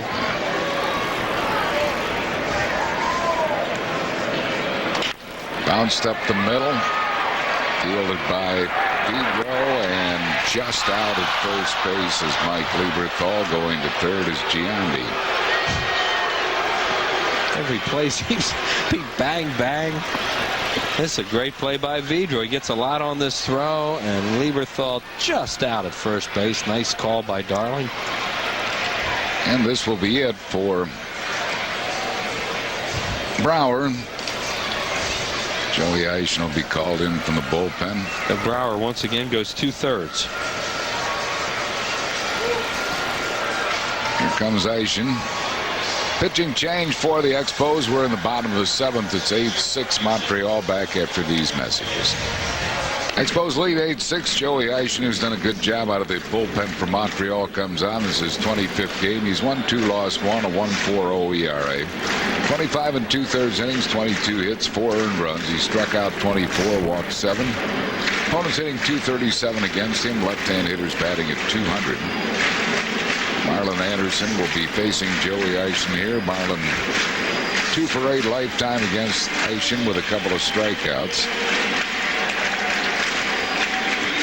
Fred Fanatic is here. Trying to get something going for the Phillies. Those trail by a score of 8-6. Phillies used to get runs off this guy. This year he's really pitched well against him. A lot of those numbers came from seasons prior to this one, or last season especially. He used to walk a lot of hitters against the Phillies, and then they get him.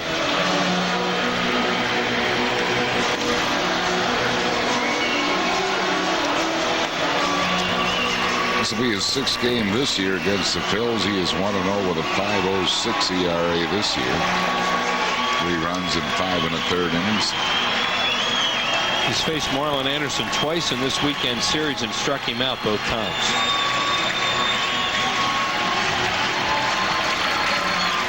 So Marlon comes on with Giambi at third, 2 outs here in the bottom of the 7th.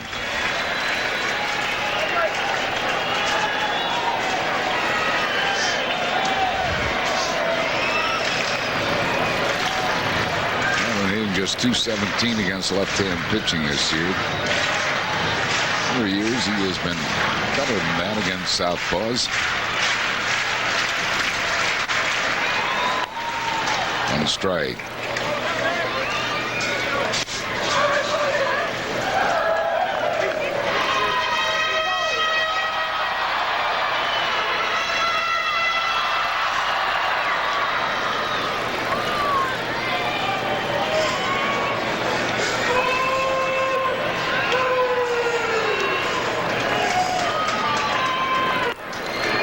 Ball got it over. Jumps in front of Marlon Anderson. No balls and 2 strikes. Throws a lot of sliders, and that's a good one there, right over the middle of the plate.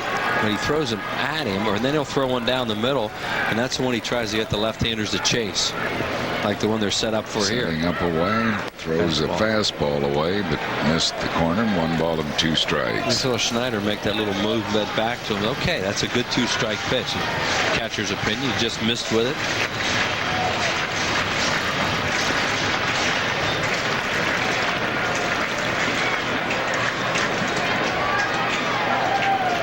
Marlon Anderson is hit by a pitch. Well, the warning had been made, and so now he's ejected, and that means Frank Robinson is also ejected. Boy, Frank is hot right now. That was a breaking ball. I know. He's not trying to hit him. I said it was a breaking ball. I mean, you've got to use some sort of judgment for something like this. Oh, he threw Frank out. Well, yeah, he was out anyway, but I mean, he threw him out for something he said then. Frank's probably telling him how stupid that was what he just did. Maybe he got Dick Pole too. Wow. I mean, even after a warning's been made, it's got to be the umpire's judgment that if a man was intentionally throwing, and there's absolutely no way Joey Eischen was intentionally throwing at Marlon Now, Anderson. Frank Robinson is a supervisor of these umpires for the last few years, and he always sticks up for the umpires. But you know what? Get in his face. It's a good idea once in a while.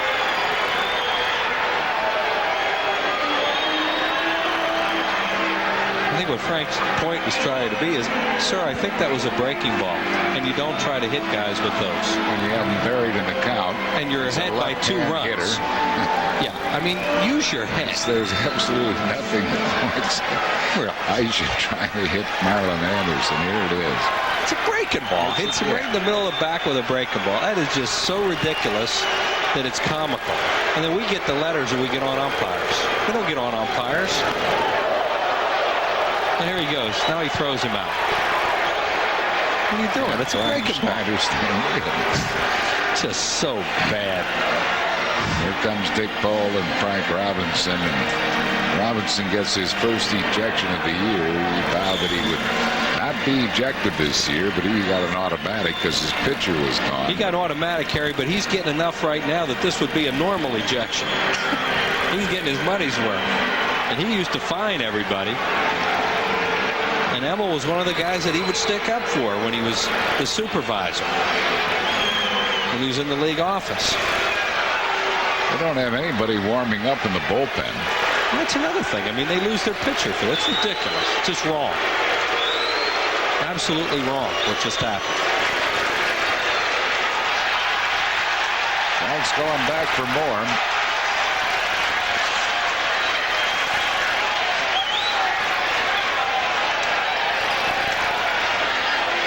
Jason Michaels was in the on-deck circle, but we'll have to wait and see who Montreal brings in. As I say, no one is up in their bullpen. Eischen has been ejected. Faces one man and hits him with a pitch ball. Larry Boa just sitting waiting now to send a pinch hitter up, depending upon who Montreal brings in to pitch. And we think Dick Paul might have gotten thrown out, too. We'll see. Pitching coach. Wendell Kim is the bench coach. See Frank getting ready to hand him the lineup cards.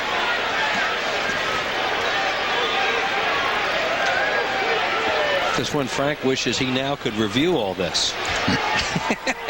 It's not his job anymore. It's Bob Watson's. Go, buddy. Well, you still don't have anybody up in the bullpen. The third base umpire, Tim Timmons, is trying to get somebody to come into the game and start warming up. It's Graham Lloyd. He was reaching up as if to say the tall guy, and that is Graham Lloyd. He is a tall guy. So it's Graham Lloyd, the Australian, coming in. We have a pitching change for the Montreal Expos. The Expos lead here in the bottom of the 7th, 8-6. And we'll be back after these messages. Eischen is ahead of Marlon Anderson. 1 ball and 2 strikes. Throws him a breaking ball. I'm not trying to hit him, but overreaction by Paul Emil leads to the ejection of Eischen. And now Graham Lloyd will be the new pitcher. It's Frank Robinson has been ejected along with his pitcher, and we're not sure if pitching coach Dick Paul has been ejected as well. There's Eischen, and he can't believe it. Runner at third, 2 outs. He's facing a left-hand hitter, and there's no way he's intentionally trying to hit Marlon Anderson, but that's what happened. Now it's Graham Lloyd. Appearing in his 41st game, he's won 2, lost 3, a 6.0 ERA, 30 innings, 40 hits, 20 earned runs. He has struck out 16 while walking 7, and opponents are hitting .325 against him. Jason Michaels has come out of the Phillies dugout, and he will pinch hit. Pinch hit against Lloyd here the other night and got a double off him. So the Phil's trying to get back in this thing. Down by 2 here in the bottom half of the 7th inning.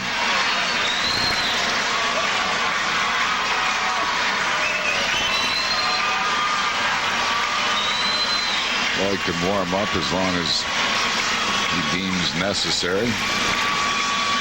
Big guy at 6'7" from Australia.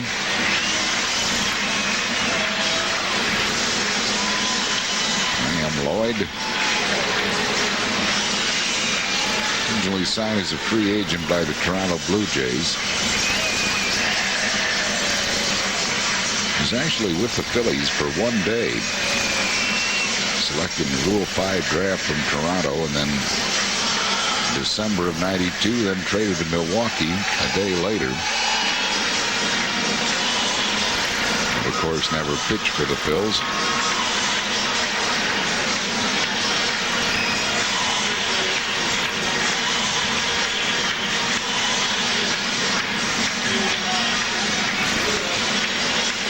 Runners at first and third with 2 outs here in the 7th inning. 8-6 Montreal.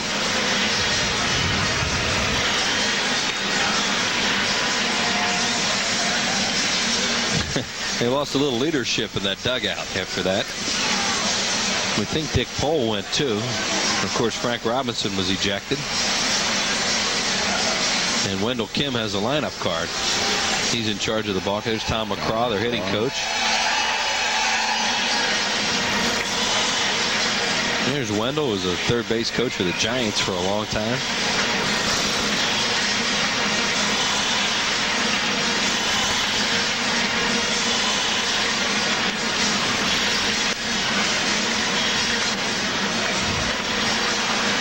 Well, what's going through Paul Emmel's head right now as he stands there behind home plate with the havoc he has just wreaked in this ballpark for that misjudgment. Well, that was not a good call by Emmel. He actually hadn't called a very good game behind the plate either, for that matter. That's well put.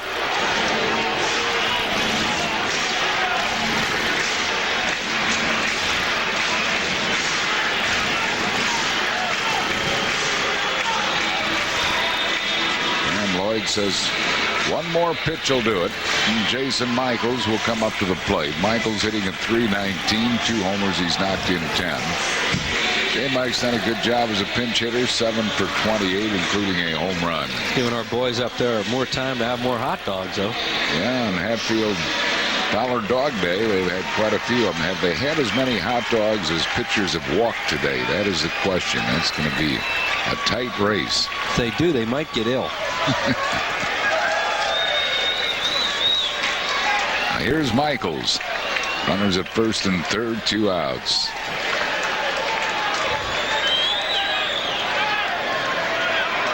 That time is gone.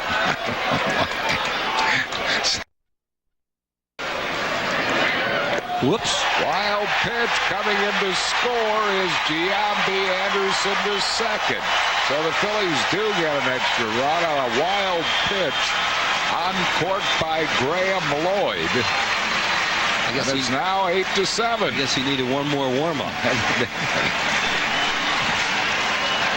Well, he throws a slider, and he doesn't hit Michaels, but he almost does. He almost hits Jason on the foot. Tough pitch for Snyder to handle. He doesn't shift.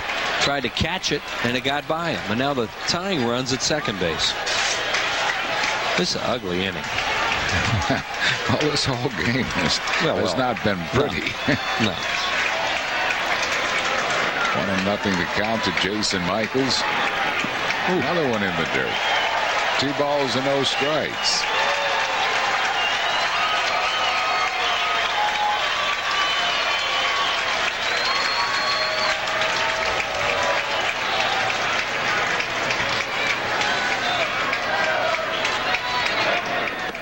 Planning to get 18 in after this game. Forget about it, Wheels. Now we're having a party for Fred tonight. Okay. But thanks. You might be able to make the party, but you won't be able to play any golf after this. Still hoping to, Harry. Now it's going to be an intentional walk after he got behind him 3-0. Yet another base on balls. That is the 9th given up by Expos pitching. Phillies pitching has given up 6, 7. And now Doug Landville is going to come out. We'll have to count those hot dog wrappers up there and see if it's what you thought it might be. Glanville. Doug's been a good pinch hitter. He's got pinch hits in 3 out of his last 4 attempts. 3 for 5. 227 his batting average. Doug 0 for 2 lifetime against Graham Lloyd. With the breaking ball over, 1 strike. All 3 outfielders have really cheated in for the Montreal Expos as they're going to attempt to, they're going to try and cut that run down at the plate. That's Matt Hergis up again. He was in the ball game last night. Runners go, and it's a base hit. Covering was Vidro. Anderson scores a tying run. Michaels to third. What a gutsy play. They sent the runners. Vidro was covering, and he was out of position to make the play. Tie game here in the 7th. Well, in my opinion, they just go on their own there. And Vidro jumps. I mean, they're just going to go. There's 2 outs, so you hit and run. You're not double stealing with 2. And Vidro just left a little early, and the ball was hit right where he was standing. There's Marlin. Usually don't steal that often with 2 outs, but they saw that Lloyd wasn't paying attention. Great play, as it turns out, because they got the second baseman to move, and the ball went right where he was positioned. So the Phillies have tied this game at 8 here in the 7th inning, and here is Jimmy Rollins, 0 for 3 with a walk. And Doug Glanville gets another pinch hit. Now 4 for 6 as a pinch hitter is Doug. And 3 for his last 3. Rollins 1 for 2 lifetime against Graham Lloyd. It was a double. Looks at a breaking ball high. The way this series has been going, you'd almost figure, you see Hergis there, when that runner moved and Vidro moved, the ball would have then gone to where he was going. But it didn't. And the Phillies have tied it here. 2 balls and no strikes.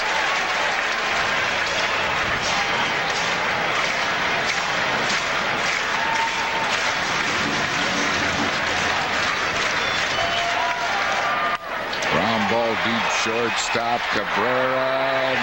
Oh man, called Glanville out at second. I'm not so sure. It looked like Glanville beat that throw into the bag, but Rob Drake rung him up to retire the side. Ooh, ooh, ooh.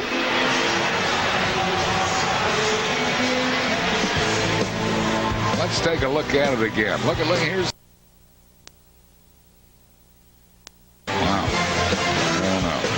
Dust. At any rate, 3 runs score, including a homer by Burrow. 3 hits, 2 men left. We go to the 8th, tied at 8. On the Toyota American League scoreboard, the Tigers edge the Red Sox at Fenway 9-8. George Lombard and Shane Alder each hit 2-run home runs. The Yankees beat Toronto 10-6. That was Jeff Weaver's first start for New York after coming over from Detroit. He actually got the win, although he gave up all 6 runs. Derek Jeter, his 12th home run. Cleveland has a 9-3 lead on the White Sox behind Ryan Grease. They are in the 8th inning. Kansas City and Oakland 0-0 in the 3rd. Paul Berg trying to win his 12th for KC. Minnesota and Seattle 0-0 in the 1st. Baltimore, Texas, and Tampa Bay at Anaheim later on. We are 8-8.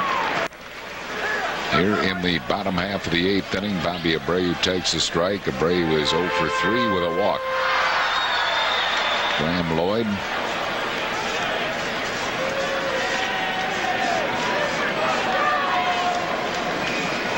One ball and 1 strike.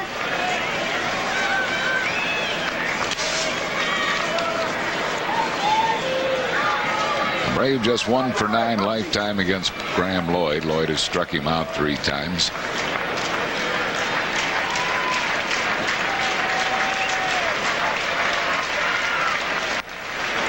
At the breaking ball over, 1 ball and 2 strikes to Bobby Abreu.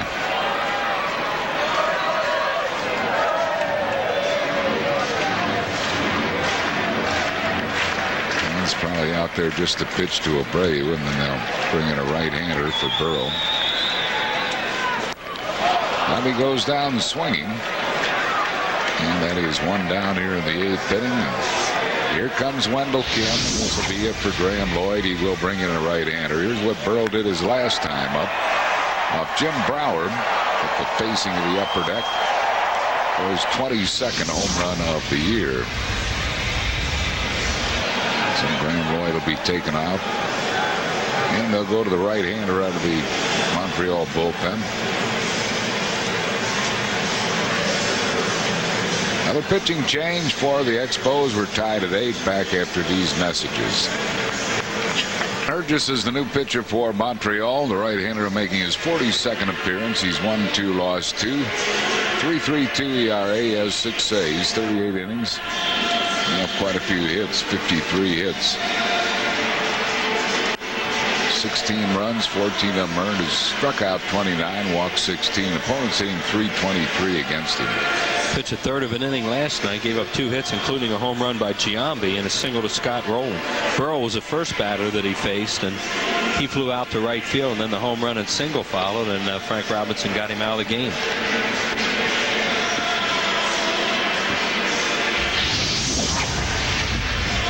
"38 years ago on this date, All-Star game, Johnny Callison Dick at Shea Raditz. Stadium in New York." Dick the Monster Raditz in extra innings.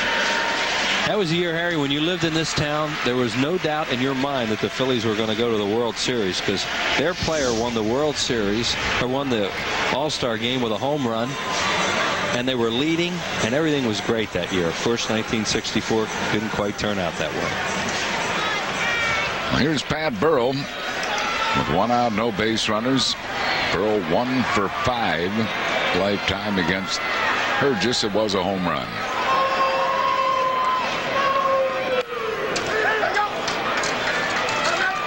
Burrow wondering about that pitch. 1 strike.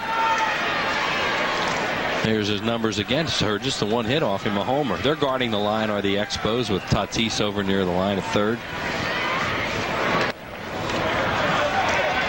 You would think Burgess right now in the 8th inning with a power hitter up is going to try and keep everything away, and if a Burrow beats him, he's going to have to beat him the other way.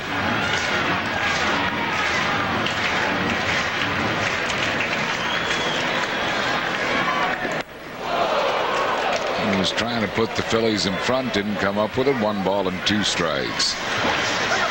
Looks like he got a high breaking ball here and tried to hit it where he hit the last one, towards that upper deck.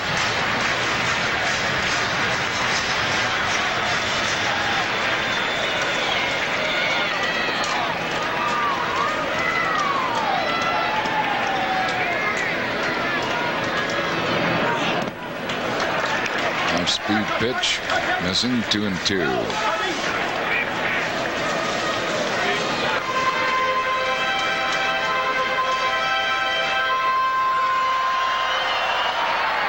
Just 32 years of age. Comes out of Champaign, Illinois.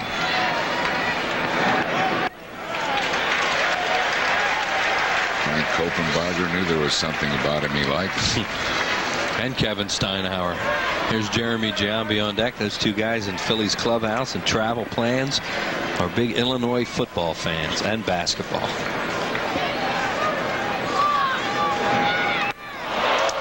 Missed the high fastball, struck him out. It's 2 down here in the 8th inning.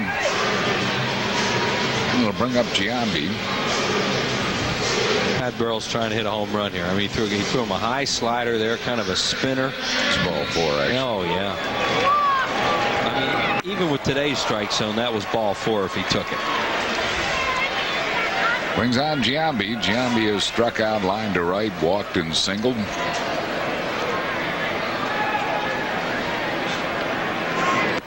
Changeup missing. 1 ball and no strikes. Jeremy hit a home run, as we mentioned last night, off Burgess. It was on a fastball middle in. And you would think he's going to pitch him away now. They moved Galarraga over on the line at first.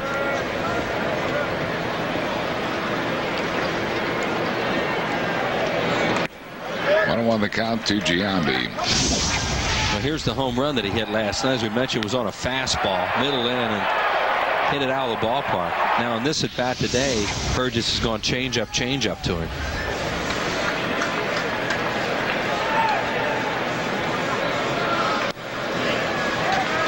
2-1.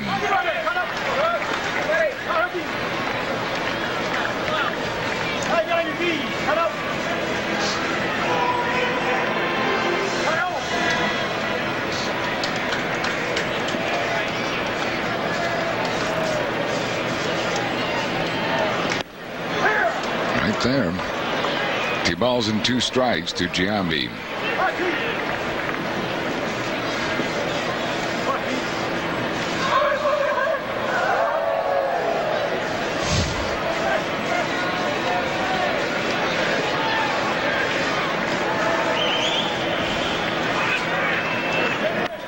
Low, full count.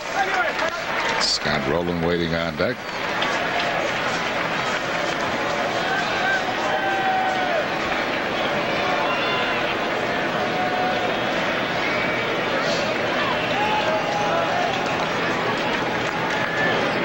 And he walked in. Another walk. Walk number 10, surrendered by Montreal pitching.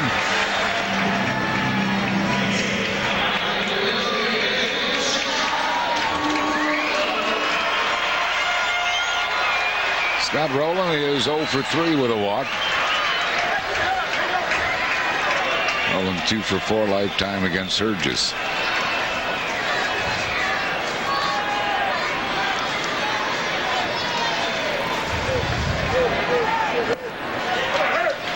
Nothing.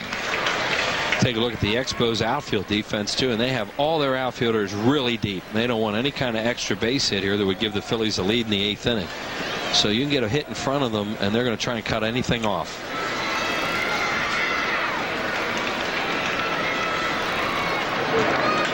Long drive, got a chance. It is out of here. 2-run home run, Scott Rowland. The Phils needed a hero, and they got one in Rowe, the all-star third baseman. What a big blow with Larry Bowa's bullpen short.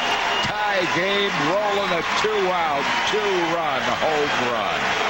Number 13 for Rowland. He now has 59 runs batted in. And he killed that thing way up into the seats in left center. Here it is from Hergis. Fastball, middle in and up and out off the bat.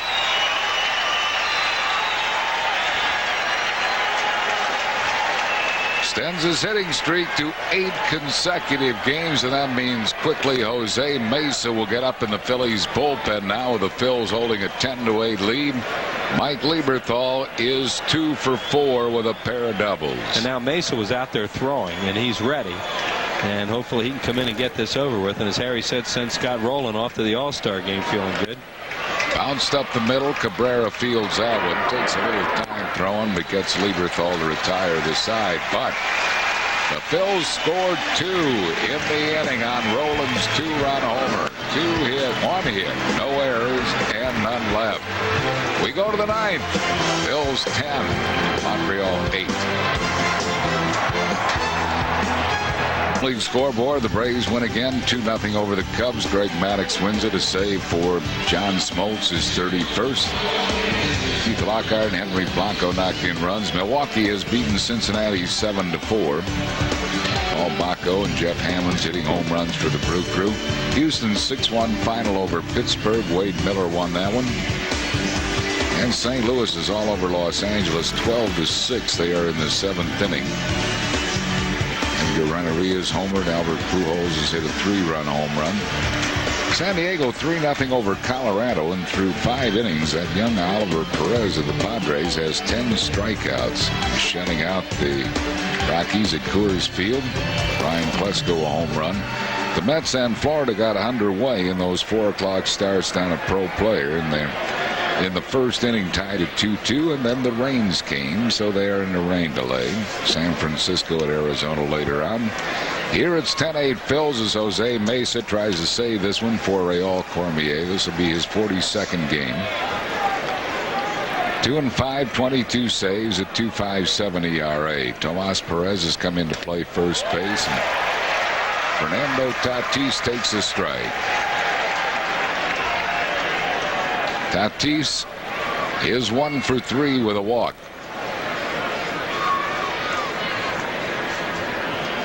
Mesa delivers another one. We'll pause for station identification on the Phillies Television Network. You're watching UPN 57 WPSG TV in Philadelphia. Fernando Tatis down the count, 0-2. A little bit high, 1 ball and 2 strikes.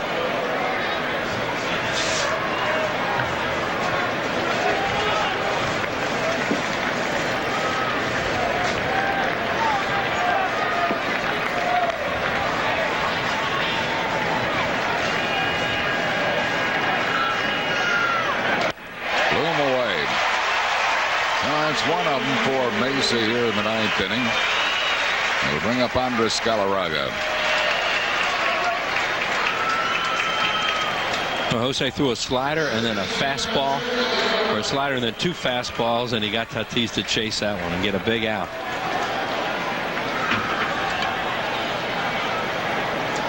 Galarraga's 0 for 4 today. Ground ball in the hole, base hit left field. So Andres Galarraga singles to left. And we'll bring up Orlando Cabrera. Right in the hole is the amazing Andres Galarraga. Gets another base hit. They had him 0 for 4 today, but here's a 41-year-old guy playing a day game after a night game, 3.5-hour game, and he goes out and gets a base hit at this point. He's special. Here is Cabrera.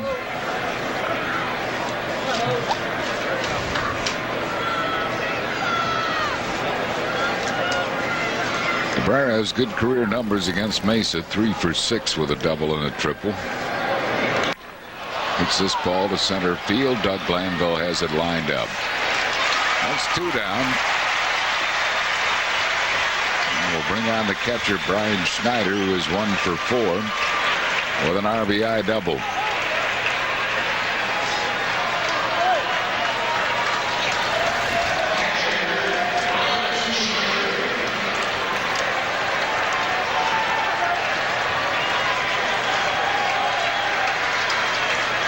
They have Jose Macias in the on-deck circle, a switch hitter.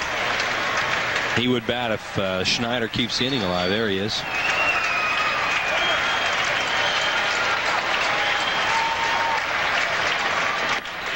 One strike to Schneider.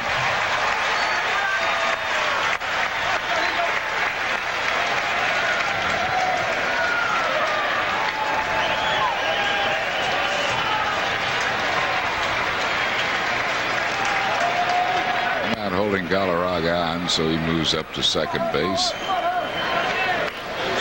1-1 the count.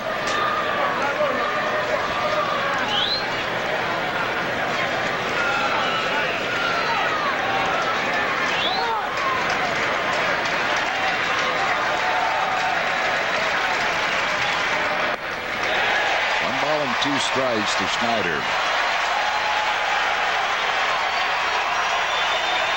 And 17,000 plus here at the vet. Got to see a final strike here from Jose Mesa. This is where this series started, right here.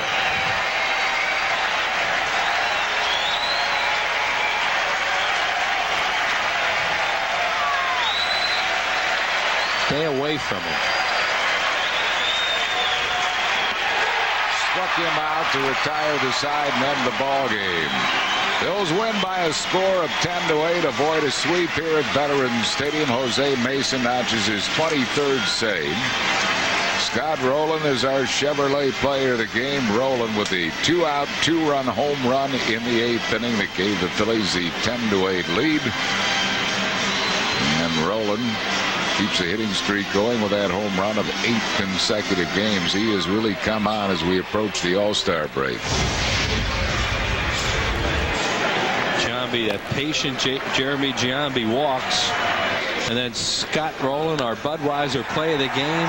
Boom. As we said earlier, The hardest thing in baseball, one of the hardest things to do, Harry, is to sweep a 4-game series on the road, and the Expos almost did it, and the Phillies got them in the late innings. So the Phils winning by a score of 10-8. In a game that was beset by walks, but the Phils avert the 4-game sweep, winning 10-8 here at Veterans Stadium. We'll be back with the totals and a recap of this afternoon's game right after these messages.